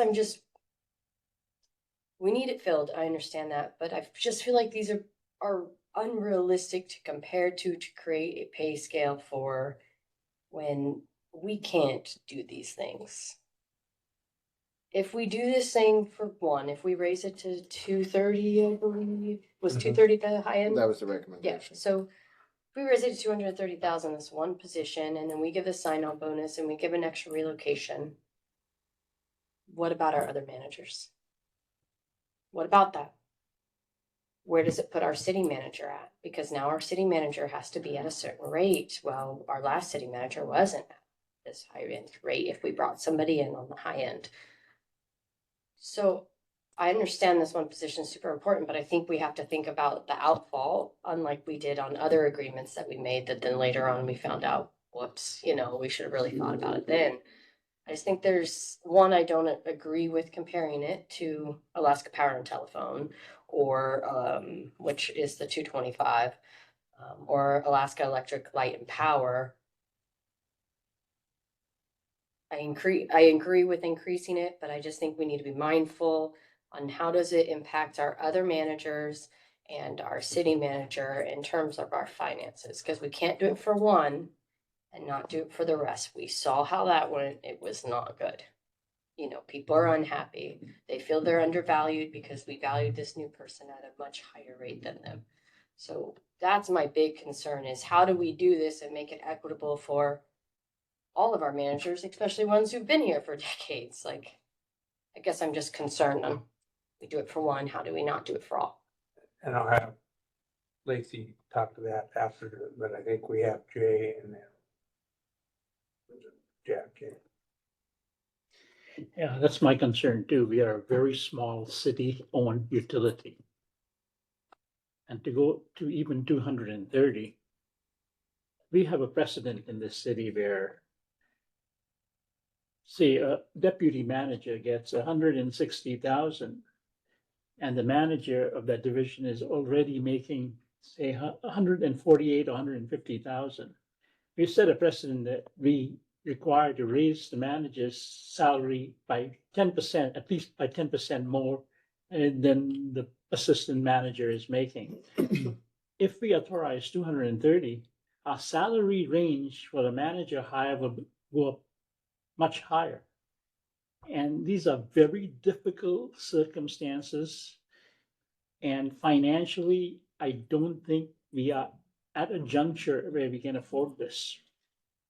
I mean, how do we stop? If we hire the electric division manager, don't get me wrong, we need one very badly. We needed one going back to last year, because our electric division is on oxygen right now, lack of oxygen, if you want to say. However, the escalation, as we provided in other departments, happened with Public Works recently, where we authorized a certain wage for a certain employee, but the manager was, had to be raised by another 8% or 10%. So where does this end? We need to be very careful of where we are going, taking into consideration the constraints of our finances. Thank you. Yeah. Thank you, Your Honor. I know we've all known for some time that the wages offered for this position are well below market rate. We all know that the qualification required to have somebody fill this position are already fairly complex. We know it's a challenging housing market, and we also know that whoever we hire into this position, hopefully sooner than later, is not going to be taking the helm of a highly streamlined, smoothly sailing ship. They have a lot of challenges in front of them. They have a lot of big problems to solve. I think we have to incentivize filling this position sooner rather than later. And just because the top end of that range of potential salaries is offered doesn't mean that it has to be fulfilled. So I am in favor of putting in place the proposal that's been made here because, as has been stated, we need this position filled and we need it filled as soon as possible. And we're not going to be able to do it asking someone to take on this enormously complex and challenging job at the wages that we're offering. Yes, Riley. I have a question for the manager. Does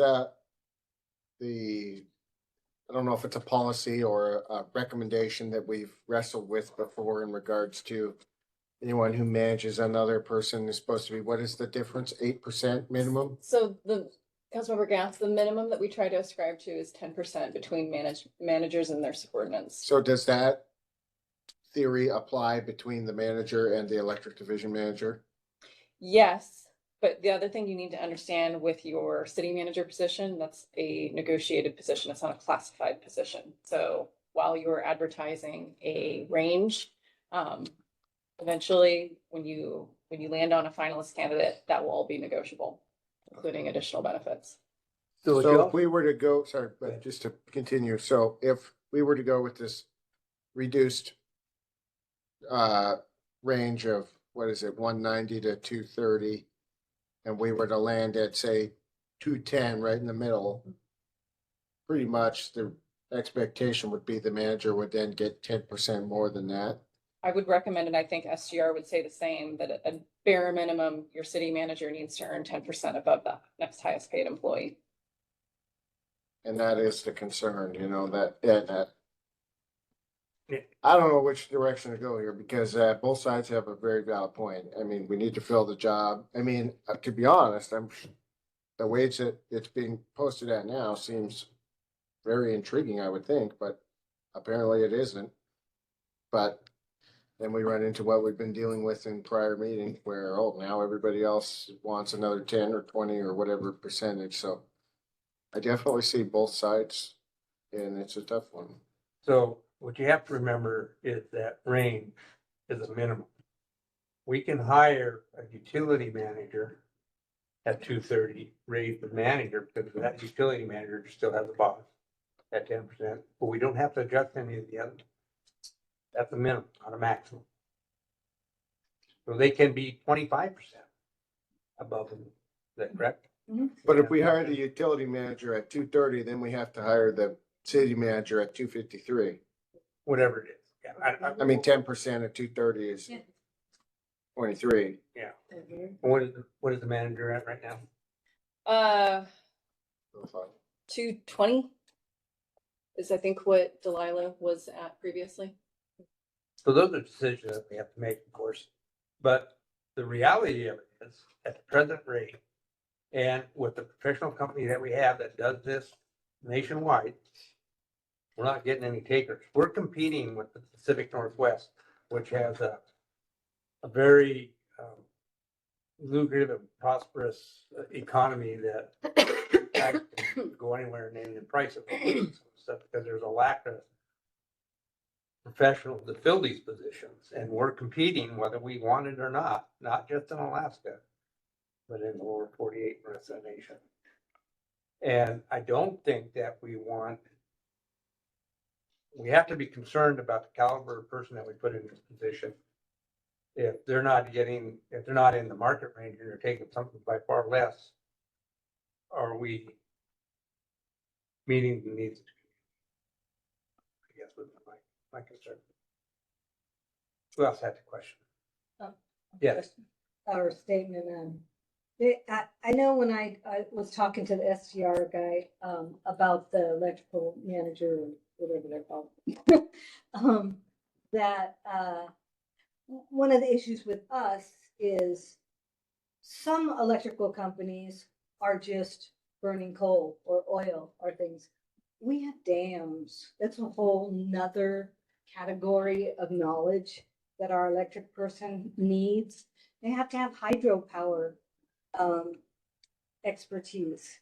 And so even though some of these other places might be bigger or something, you know, that same complex knowledge, whether however many people you have, we have a very complex electrical system that we have to keep going. And so it adds to what we're gonna have to need in a manager. So I agree that I think we should go with the recommended 230 tops and signing bonus and things. I don't want to add to the top of it something that might have to be kept forever. We want to get this person here and keep it at as reasonable a rate we can. But definitely, I say moving expenses and signing bonuses if needed to get them up here.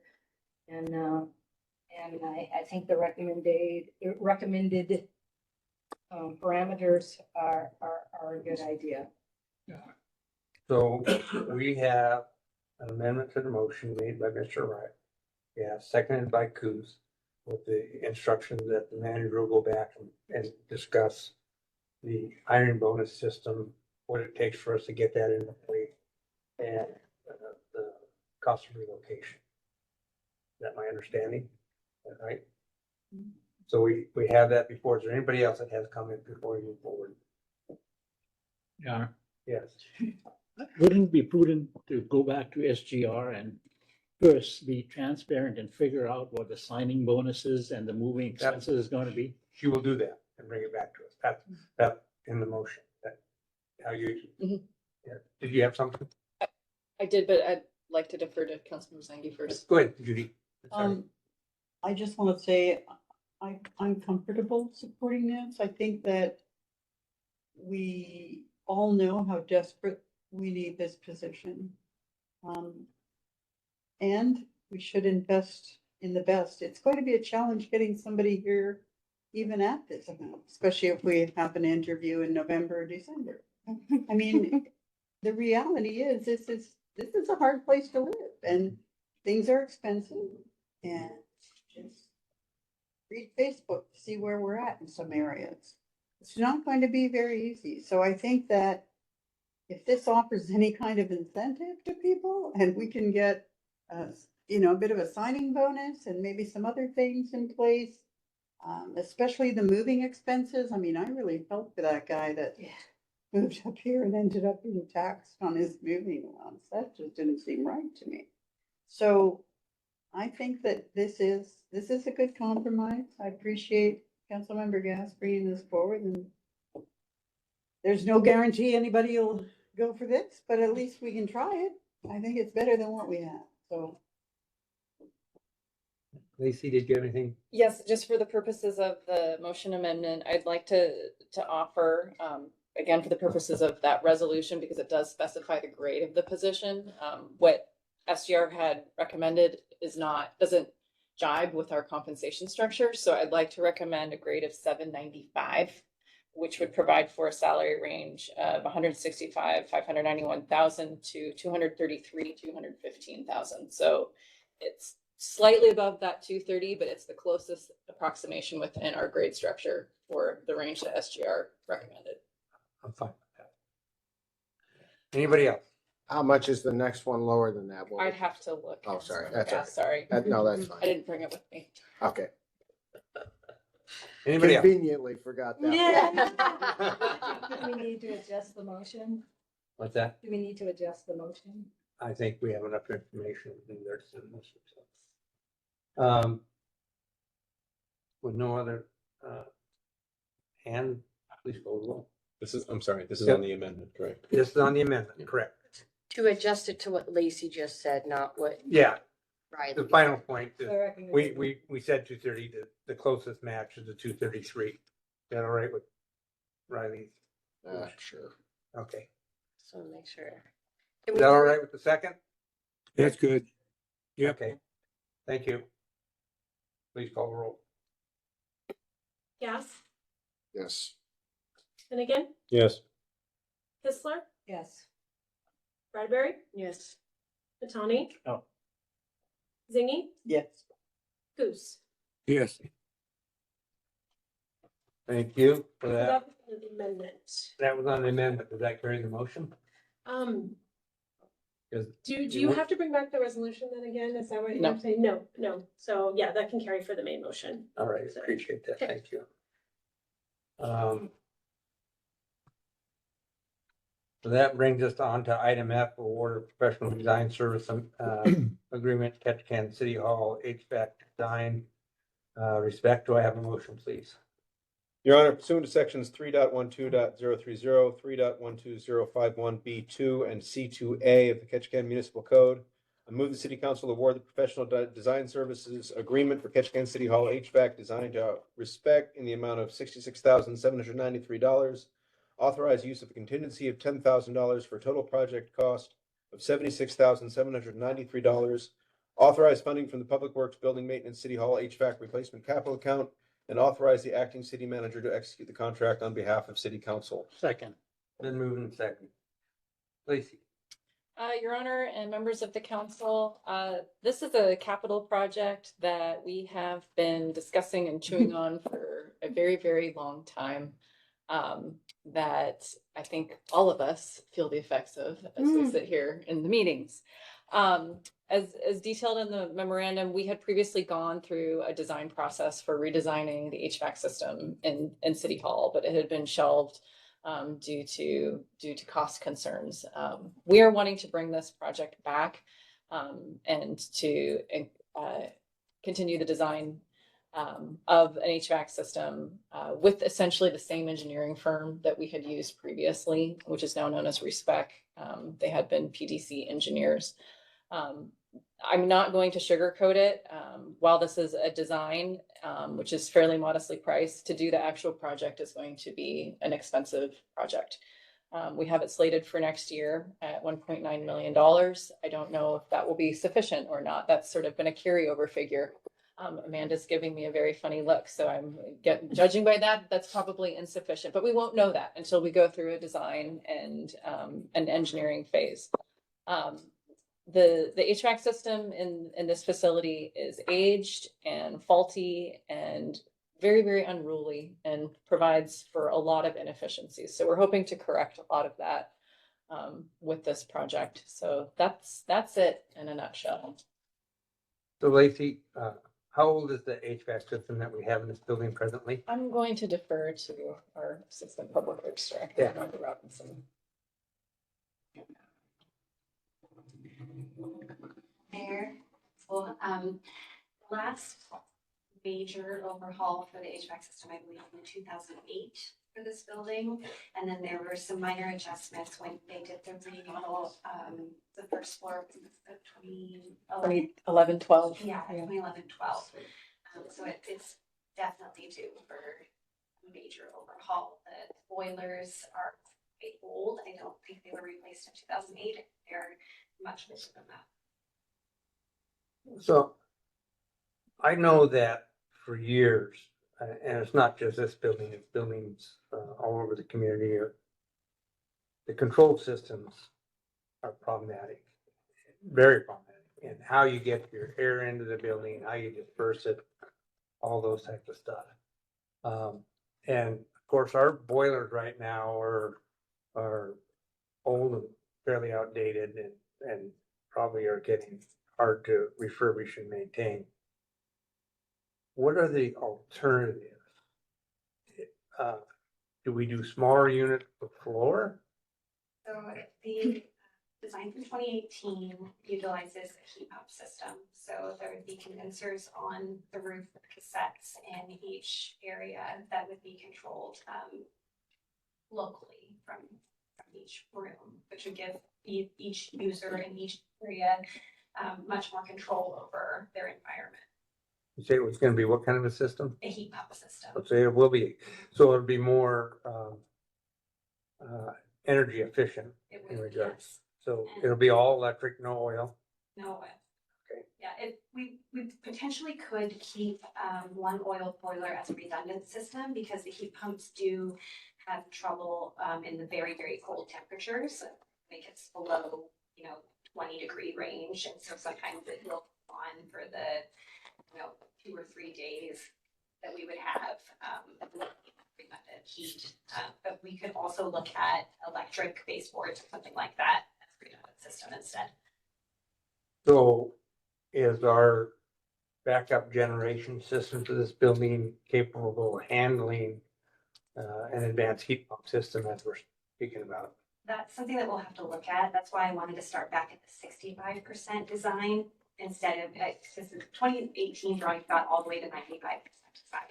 I want to back up a little bit and go back to 65% design because things have changed since 2018. There's different technology, and I want to dust those plans off and make sure that we're addressing everything today. And so that we do have a new generator from that time, and I want to make sure that everything's going to work correctly. So will there be an opportunity once we get into design, because I think like the heat pump systems they're talking about are from a known manufacturer, and they're probably similar in other areas, that you can reach out to owners of those and find out success, the detriment to those particular items and how they control them? We definitely can. And I want to look at, there's certain systems, they give you these proprietary control systems and then they become out of date and you have to run them on like right now, you have to have Internet Explorer and it has to have a Java input. And if you update that Java, then you're never going to be able to use your system again because it's so outdated. And I know that that's for this building and it's for Ted Perry. And if you do that, then you're going to lose control of your entire system. And I don't want that to happen ever again. So I want to make sure that we're getting something that we can use in the future and that we can update and it's going to work with us. So does this HVAC system also supply the cooling to our data center? It will, yeah. I'm working with Brock. They're going to do something right now to fix some issues that they've been having currently because we need something immediately to cool those servers that they've got. But it's not an ideal system that they're getting right now. It's just something to get them through.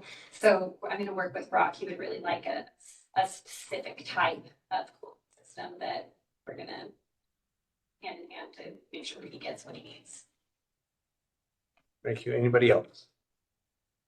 I just Yeah. one question. I don't mean to put anybody on the spot, and maybe nobody has these numbers, but does anybody have any sort of a ballpark guess on what we spend per year on fuel to heat with the current system for this building? White people.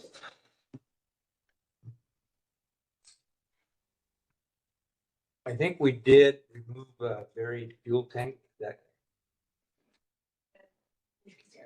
Yeah. Or the back.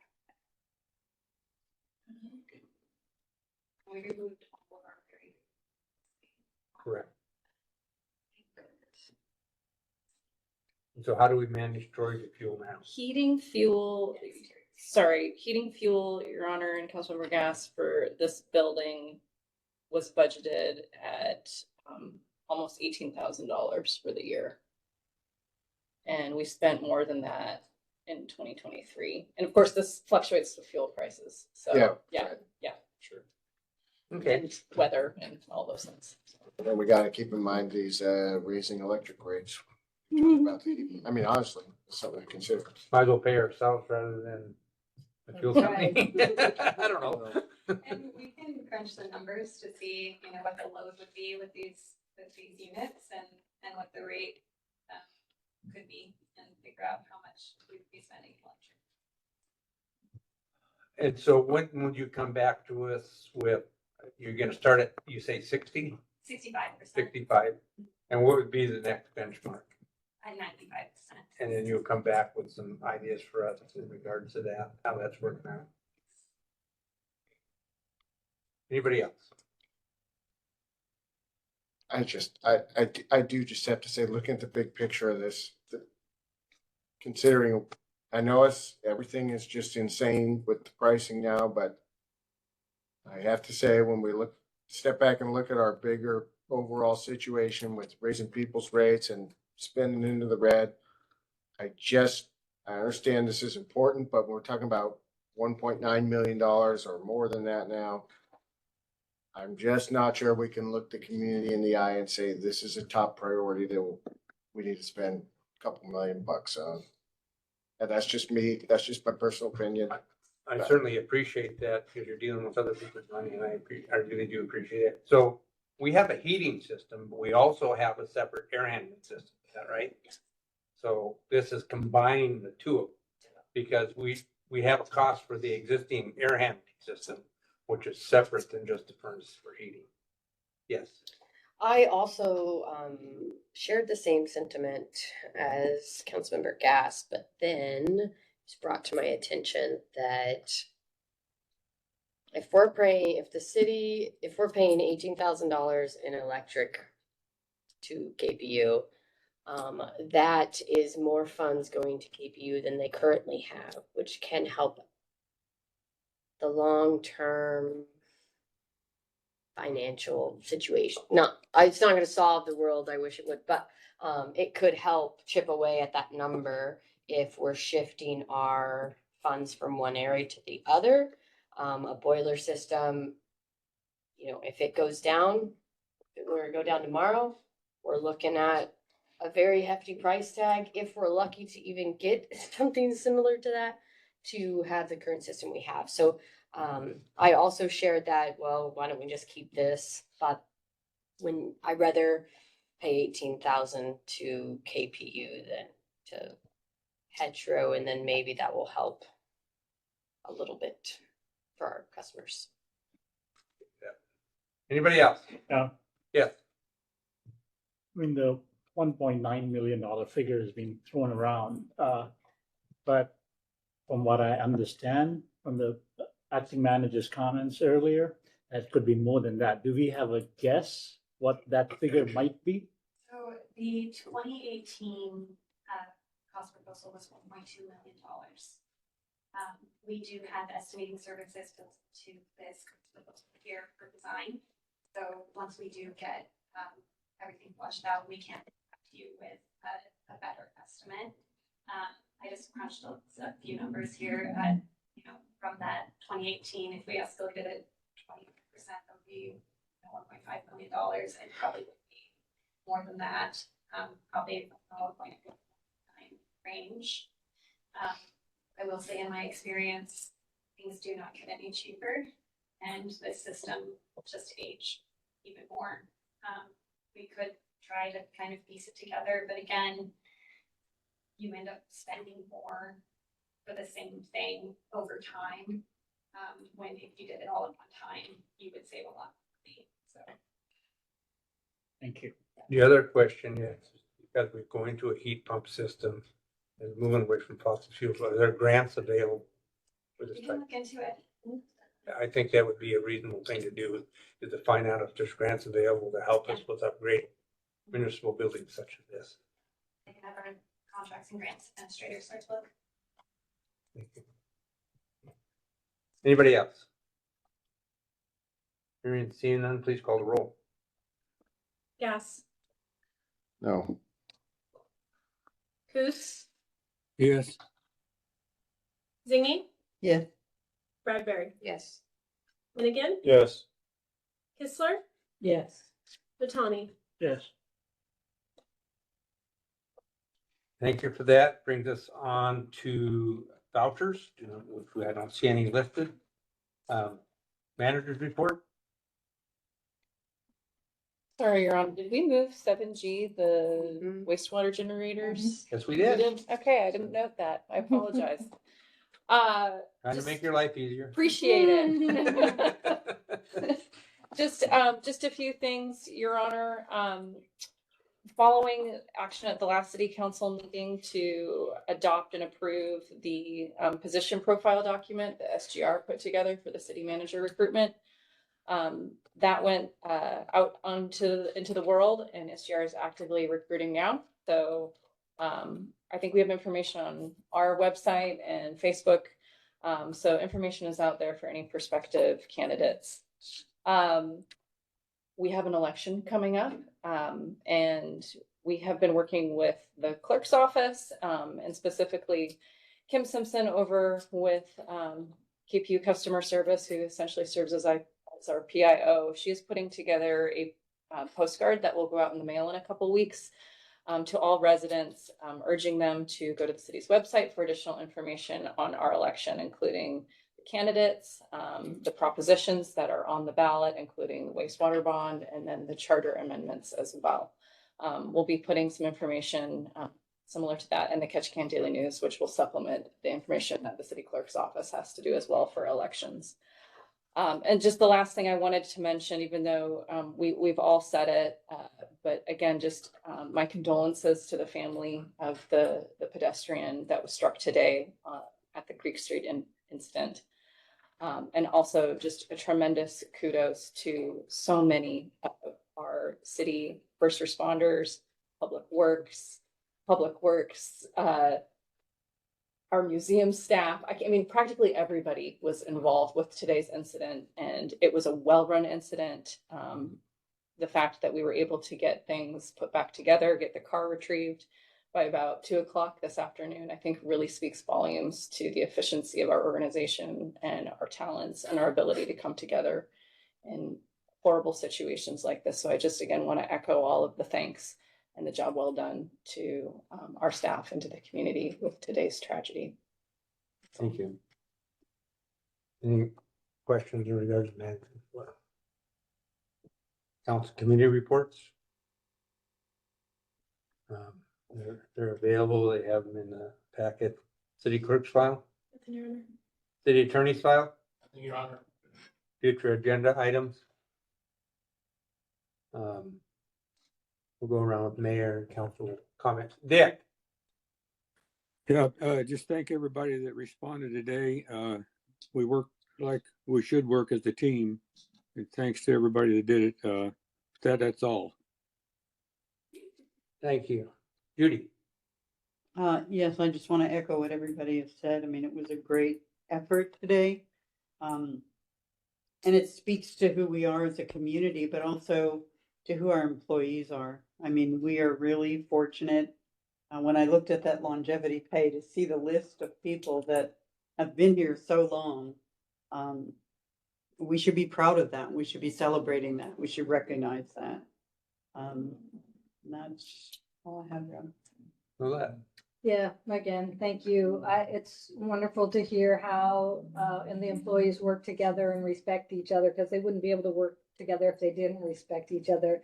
And obviously they must respect each other because they're a respectable bunch of people, great people that we have. Everyone always says that. So happy to continue to give them the longevity pay for those folks that have been for us a long time, and hopefully will stay with us longer. So thank you everyone for your efforts. Yeah. Oh, yeah, I'll echo what Councilmember Zengi said specifically about just the dedication and sense of community that arises in a situation like today's. And on a lighter side of the same effort, I want to thank the members of the Ketchikan Garden Club who were here this evening, and to the mayor for giving that proclamation, because the fact that an organization like this is looking to beautify the community, not just in a physical, tangible way, but also to be very community oriented in the way that they pass skills between themselves and onto others, I think really speaks to the best of who any community might be. And I was grateful to learn more about their organization today, because I knew very little about them. So appreciate the proclamation, and I appreciate the efforts that they are making to make Ketchikan a more beautiful place to live. Riley? I agree with what everybody already touched on with the event today. Condolences to the family of the person who died. And I saw a video that, well, multiple different people doing pretty heroic stuff, including one guy who dove in there and was really putting himself in harm's way to help people. And so just incredible response by a lot of different people. On a totally different note, on a positive note, obviously there's been a lot of stress regarding the situation with our roads over the last period of time, and it's pretty cool to see the road nice and brand new, flat, and appears to be completed.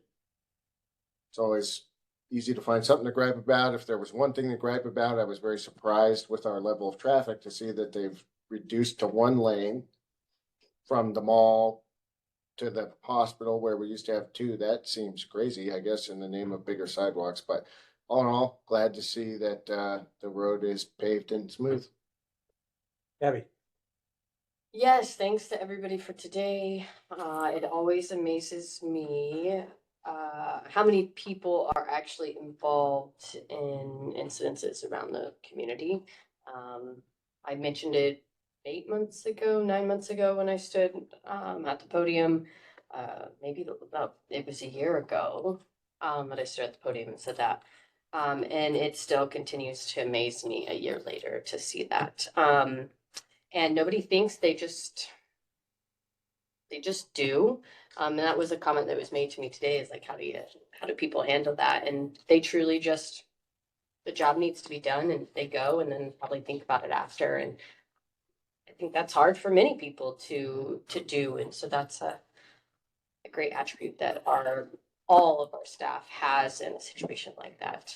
And then also through all the things we talked about tonight and the compensation changes for the electric division manager, I do want us to keep it at the forefront for our current managers who are here, who are also in high level positions, that we do need to be thinking about them as well when we're making these decisions. So hopefully we don't lose that in budget moments or, in next year or whatnot. I just want to remember what we did for this one, a newbie.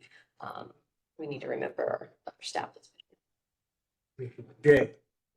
And first condolences to the family of the person that passed away, our staff, our city community, our borough community. Kudos to everybody for coming together and immersing themselves without second thought into helping mitigate a very, very, very bad situation. Our city staff, our community members are awesome. I mean, this is the second or third time we've come together as a community during the landslide and now this incident. Also, kudos to Peace Health, again, City of Ketchikan and the cruise lines for making sure the family of the person that is deceased is being taken care of while they are here. And that's all I got. Thank you. I'd like to recognize Willette for all of her work in regards to the baseball game. If you happen to go up to that event, she was a bundle of energy, keeping people involved, doing the announcing, singing song. You did a wonderful job, an absolutely wonderful job, and I'd like to thank you for that. That was a huge task. I have a request, I guess, or a thought. I was at the bottom of Carolina at the stoplight, and a double-decker bus had not even got halfway through the intersection, and my light was completely green. So, of course, after that bus went by, I followed it and headed to town. I was going to Madison. And the blinking light at KIC for the crosswalk was blinking, and there was people standing there, and the bus didn't even slow down to acknowledge him.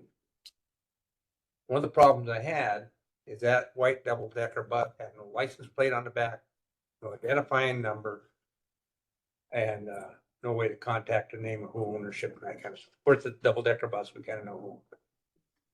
But even, I think the police department looked at that and they realized that buses of certain classes don't have to have a license plate on the back, they just have to have one on the front. I find that a little bit odd, but fine. But I think through our port policy, I'd like to see every vehicle using the port to have an identifying number a phone number, and an ownership number. And that would be a requirement in order to get onto the dock. If they don't have that, they can't utilize it. So currently, our public vehicle, if you are a sightseeing tour, then you have to have those. If you are not a sightseeing tour, then you don't, that is not required for a thing. But going on to the port, we can look into that and see it. We can add that into, because do they have a port pass? They wouldn't have a, they do. The double deckers do not because they don't. They go don't on the go port. to our ports. Yes. They don't go to our ports. Yeah. Private property. So I don't know how we would implement. But, and I happened to go to dinner with somebody and they reported that they were falling when it was exceeding the speed limit by quite a bit for a certain part of the distance. So it's just an FYI that there are issues out there, and I think that they should have identifying numbers on them. And if it's something we have to change someplace or we're capable of changing within the community, that would be fine. You know, I see a lot of these things that, how's my driving? If you have a problem, call this number. And I think that's great PR. That's absolutely great PR. But I was concerned about the way that they were managing.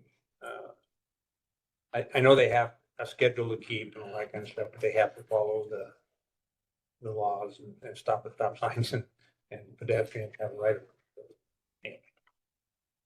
There was that. I did have some conversations. I think that the shipyard agreement is moving forward. I would advise that there will be a future meeting probably this month where we can all have representatives in the community get together with them and find out what the next step is and what's going to be available for that particular project, which I think is great news. So that will be forthcoming. In regards to utilities, and of course I've been on the people board for a number of years. And so through that, we watch what a lot of other communities are doing in regards to their power. I think Kodiak's probably the closest to us. They have the wind power, of course, but they're a hydro and they have diesel backup and all that kind of stuff. Remote island, all that kind of stuff. And I'm sure their rate is comparable or higher than that. I'm not sure. But I know a lot of them are co-ops. There's those different types of things of how they do it. The Alaska Village, they have 59 diesel plants across the state in remote villages that they provide fuel to. And the fuel they buy a year, I think they said the fuel trucks go around the world 2.5 times. Because that's how much oil they got to buy to run those things out there. And that's the only power they have. So it's a little different. But the understanding that these guys are all a little bit different, they have we're common in the fact that we're all competing for professionals to run these operations. And in regards to rates, I was in Seward last year, I guess it was, and the front page there is Seward had not kept rate structures in place to keep care of their infrastructure, and they're at the point where they were having to look at selling their utility to another operation. I think Chugach probably bought them. But again, if we're going to be responsible for running utilities, we got to make sure that we don't run them to failure. We got to make sure that we continue to support the needs of the community and needs of the division, because as we all know, we see the deferred maintenance, we hear about the deferred, and it all has a huge number to it. It really does. And we got to come up with an actual short, mid, long-term plan for replacing that infrastructure. We have diesel generation out there that we got to figure out. They're old diesels, and if we're looking at one, that's a $20, $25, $30 million project just to put a diesel plant in for diesel backup. Where you locate that, how you provide the fuel to it, what kind of fuel it's going to be running on, all those kind of things will be up for consideration. And I certainly appreciate the interest of the council when we talk about these in trying to save money, but there are times when, of course, we have to make those decisions. None of us like to make, because we have to pay the same rates everybody else is. We don't get any exemption from that. But I want to make sure, I talked about the water rates, in the budget time last year, and the fact that when they made a proposal, they were gonna raise residential rates, and I thought the residential rates were paying more than their fair share compared to when we look at commercial and industry, and that was actually the truth, so we did adjust those. So that's why I'm concerned that, and we are moving towards a metered rate. We do not have a rate structure in place for that yet. And we need to have that before we go into that operation. And I think that we could be doing that before the meters are already in place and clicking, because there's models out there that we can follow to get there. Juno probably used this organization we're talking about, because they had to establish their wastewater rates in regards to their sewer rates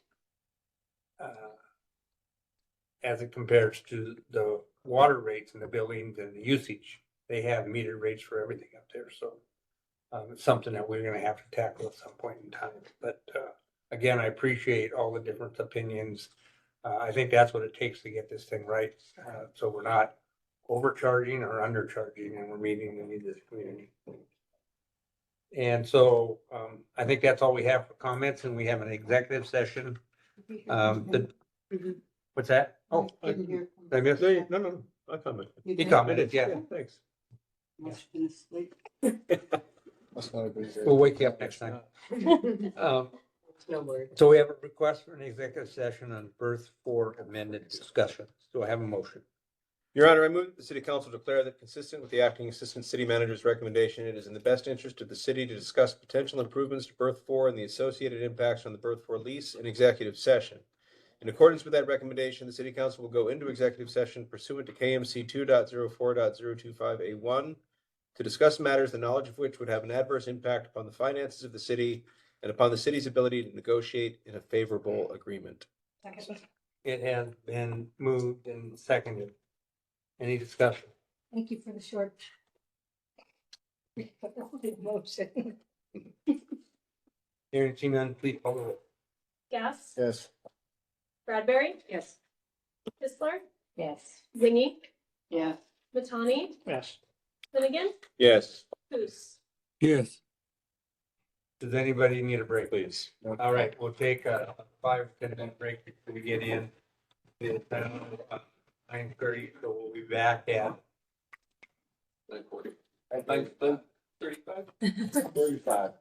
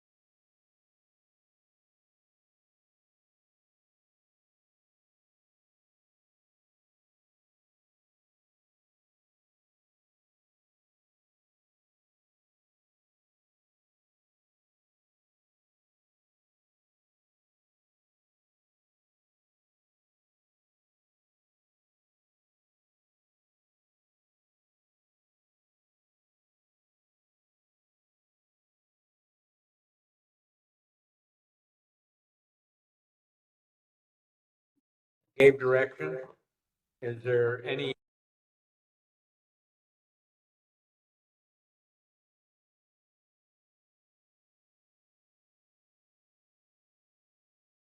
So with that, having no further business, do I have a motion? Adjourn. Any opposed? Hearing none, we stand adjourned.